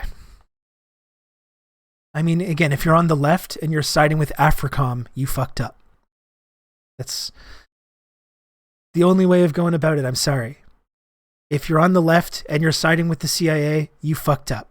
If you're on the left and you find yourself siding with the rules-based international order, you fucked up. If you're on the left, or you claim to be, and you find yourself siding with AFRICOM, you fucked up. Sorry to say. But that's what self-criticism is about. Right? Rather than double down, you can engage in some self-criticism and change your viewpoint and embrace the correct viewpoint rather than continuing to propagate the incorrect viewpoint.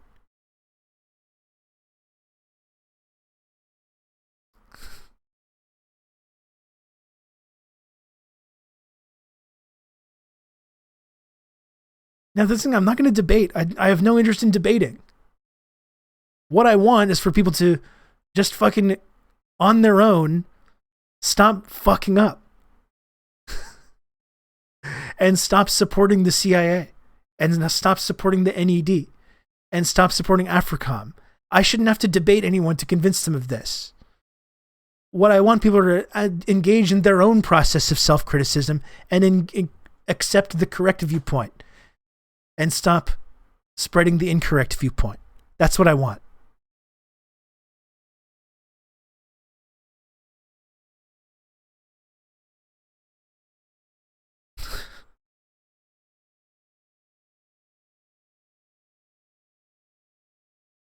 I don't know, folks. How about this hoodie, though? Oh, boy. I'm really, really excited to see everyone with their merch. Oh my God, hot take, Aisleen, the CIA is bad and don't listen to them. I don't think this used to be controversial. Honestly. It's a really low bar, it's true. Just stop agreeing with the CIA. If you find yourself agreeing with the CIA, maybe just like take a moment, take a step back, and start asking yourself some questions about how you got to be in this position and what you're accomplishing by taking the same side as the CIA. That's all I ask. And there's a number of people that I think need to engage in this self-criticism over this, frankly. You know, I talked about Sam. Lance is someone else I think that needs to engage in this self-criticism over this. It's not limited to these two people, though. This has been a widespread problem. The compatible left have to start asking themselves these questions. Have a real life, I bet you're wondering how I got here moment. That's right. I'm a bisexual Latinx woman with generalized anxiety disorder working at the CIA, and it's not very woke of you to say these things.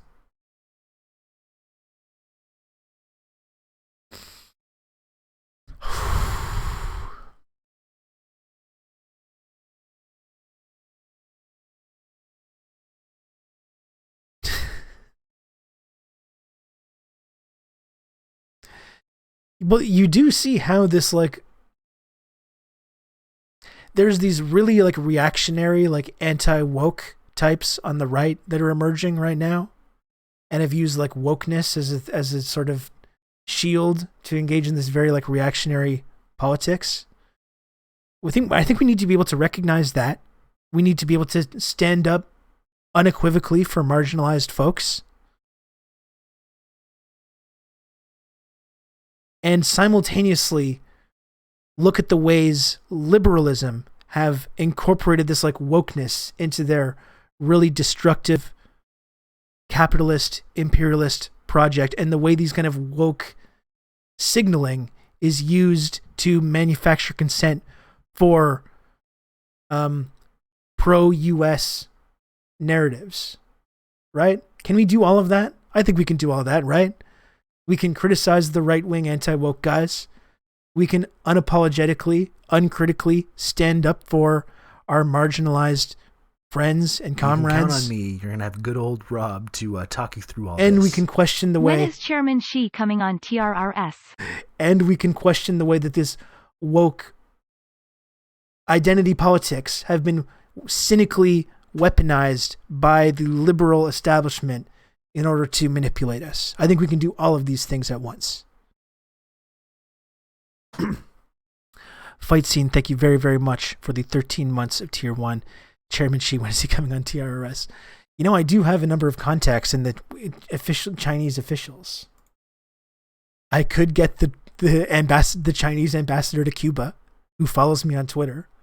I could try and get the Chinese ambassador to Cuba to come on the show. Maybe he would. I actually reached out to Jing Li as well to get her to come on. I'm hoping that can be a future episode also.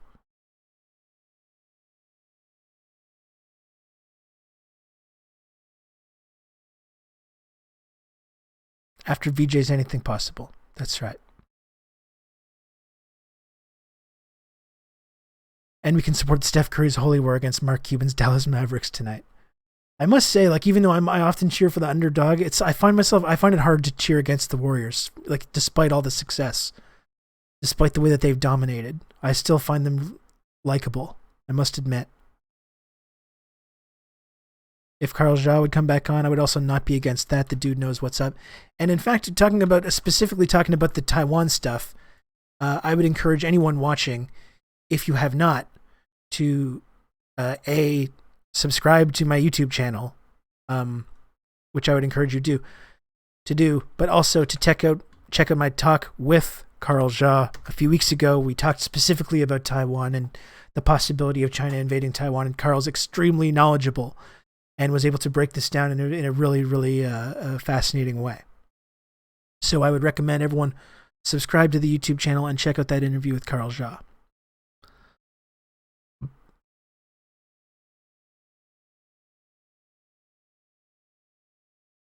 Yeah, I know Xianju as well. I like him as well. I could maybe bring him on at some point also. I hope Twitch won't ban you. Well, that's the central question. That's why when I talk about all this stuff, whether it's Xinjiang,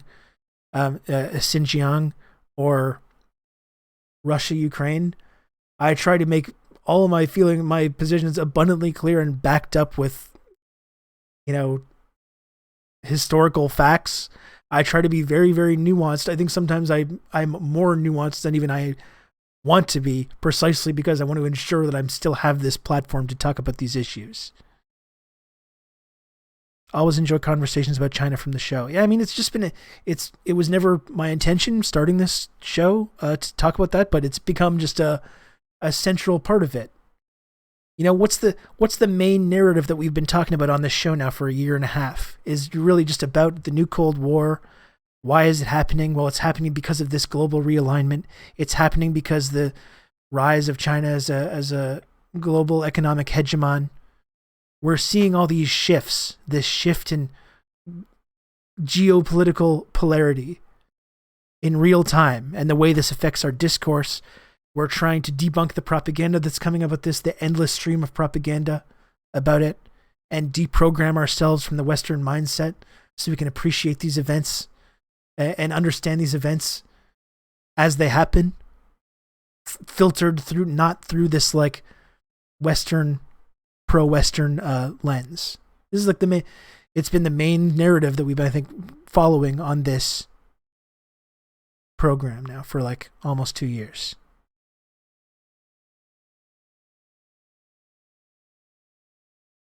The main narrative has been to join the not a cult. That's another significant part of the narrative, yeah. Rob's main goal is to boost that social credit score, baby. Well, that's eventually I'm going to parachute into Beijing, eventually when they accept me as a political dissident. I'm putting all the work in on the show, doing the pro-Chinese propaganda. Eventually they're going to give me special privileges, bring me, as the West continues to decline, the climate crisis and fascism and all the horrors that are awaiting. I'm going to be ditching all of you folks. I'm ditching all of you. Deal with that. I'll be living high and mighty as an official Western dissident. Get a nice little apartment. I'm going to be sitting pretty.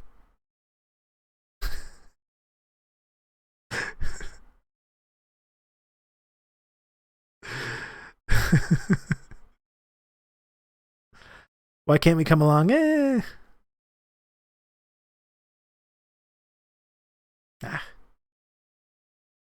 There's really only room for one. I mean, that's the main thing. What we had was nice, but there's going to come a time when it's time for me to move on from that. Okay?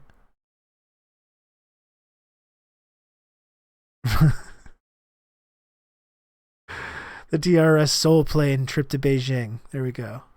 Well, we are going to do Pyongyang. We're going to do the TRRS meetup in Pyongyang. I'm 100% serious about that, by the way. When this community gets to the level when we're really cooking, we will be sending a delegation, a TRRS friendship delegation to Pyongyang, Democratic People's Republic of Korea. That's really the ultimate goal for this. If we can eventually turn this community into like a legitimate revolutionary socialist organization, I think that's the ultimate end game. Which seeks to, as a joke, as a prank, destabilize and eventually overthrow the government in the West. As a joke. Smaller trip to Cuba could be possible as well. Folks, I gotta go in a couple minutes. One more generous chatter could get us to the sub goal. I'm going to come back tomorrow. I'm going to have more time tomorrow. I'll have like a whole other extra hour. Plenty more stuff to get into. Like I said, I'm going to be talking about the Ontario election. I'm going to be talking to some people from the Communist Party of Canada about the Ontario election. Doug Ford and all this stuff. We're going to continue covering the Biden administration in Asia, and they're right now they're trying to gin up support for their continued dominance of that region, and it's just failing. We're continue covering that. Plenty more good stuff to come this week. Okay? Plenty more good stuff. I'm just going to look for who to raid here, and I know one generous chatter, or perhaps 5 generous chatters, can get us to that sub goal. I know we can do it.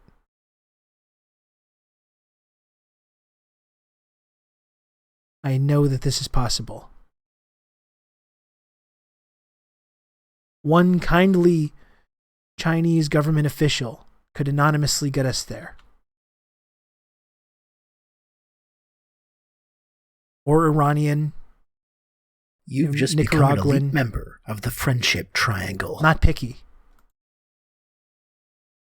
GG Alan Dulles, thank you so much for the 5 gifted subs. Instantly elite member of the Friendship Triangle, GG Alan Dulles.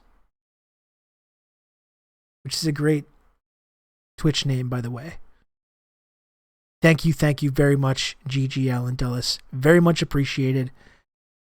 Thank you, and thank you to everyone else who watched the stream today and hung out. It was a good one.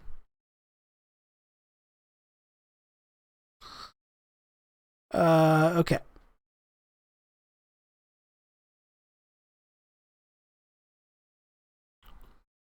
I'm going to raid friend of the stream. Friend of the stream, where is he?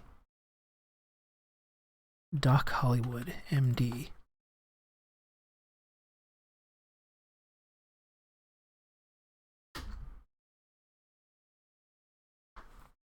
Thank you again, friends. I will be back tomorrow, okay?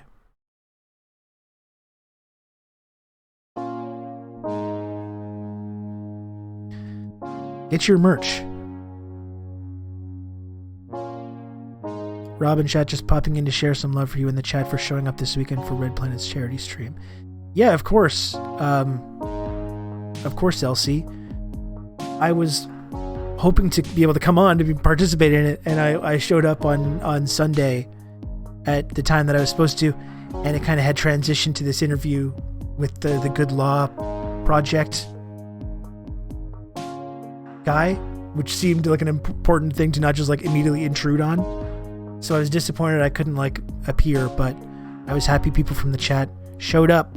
I was really impressed and was really proud of our friends in Red Planet for raising so much money for trans kids. It was an incredible stream, incredible project.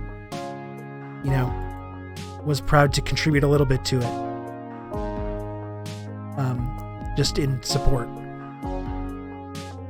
You know, we love our friends from Red Planet. They did a great job. Talk to you folks tomorrow, all right?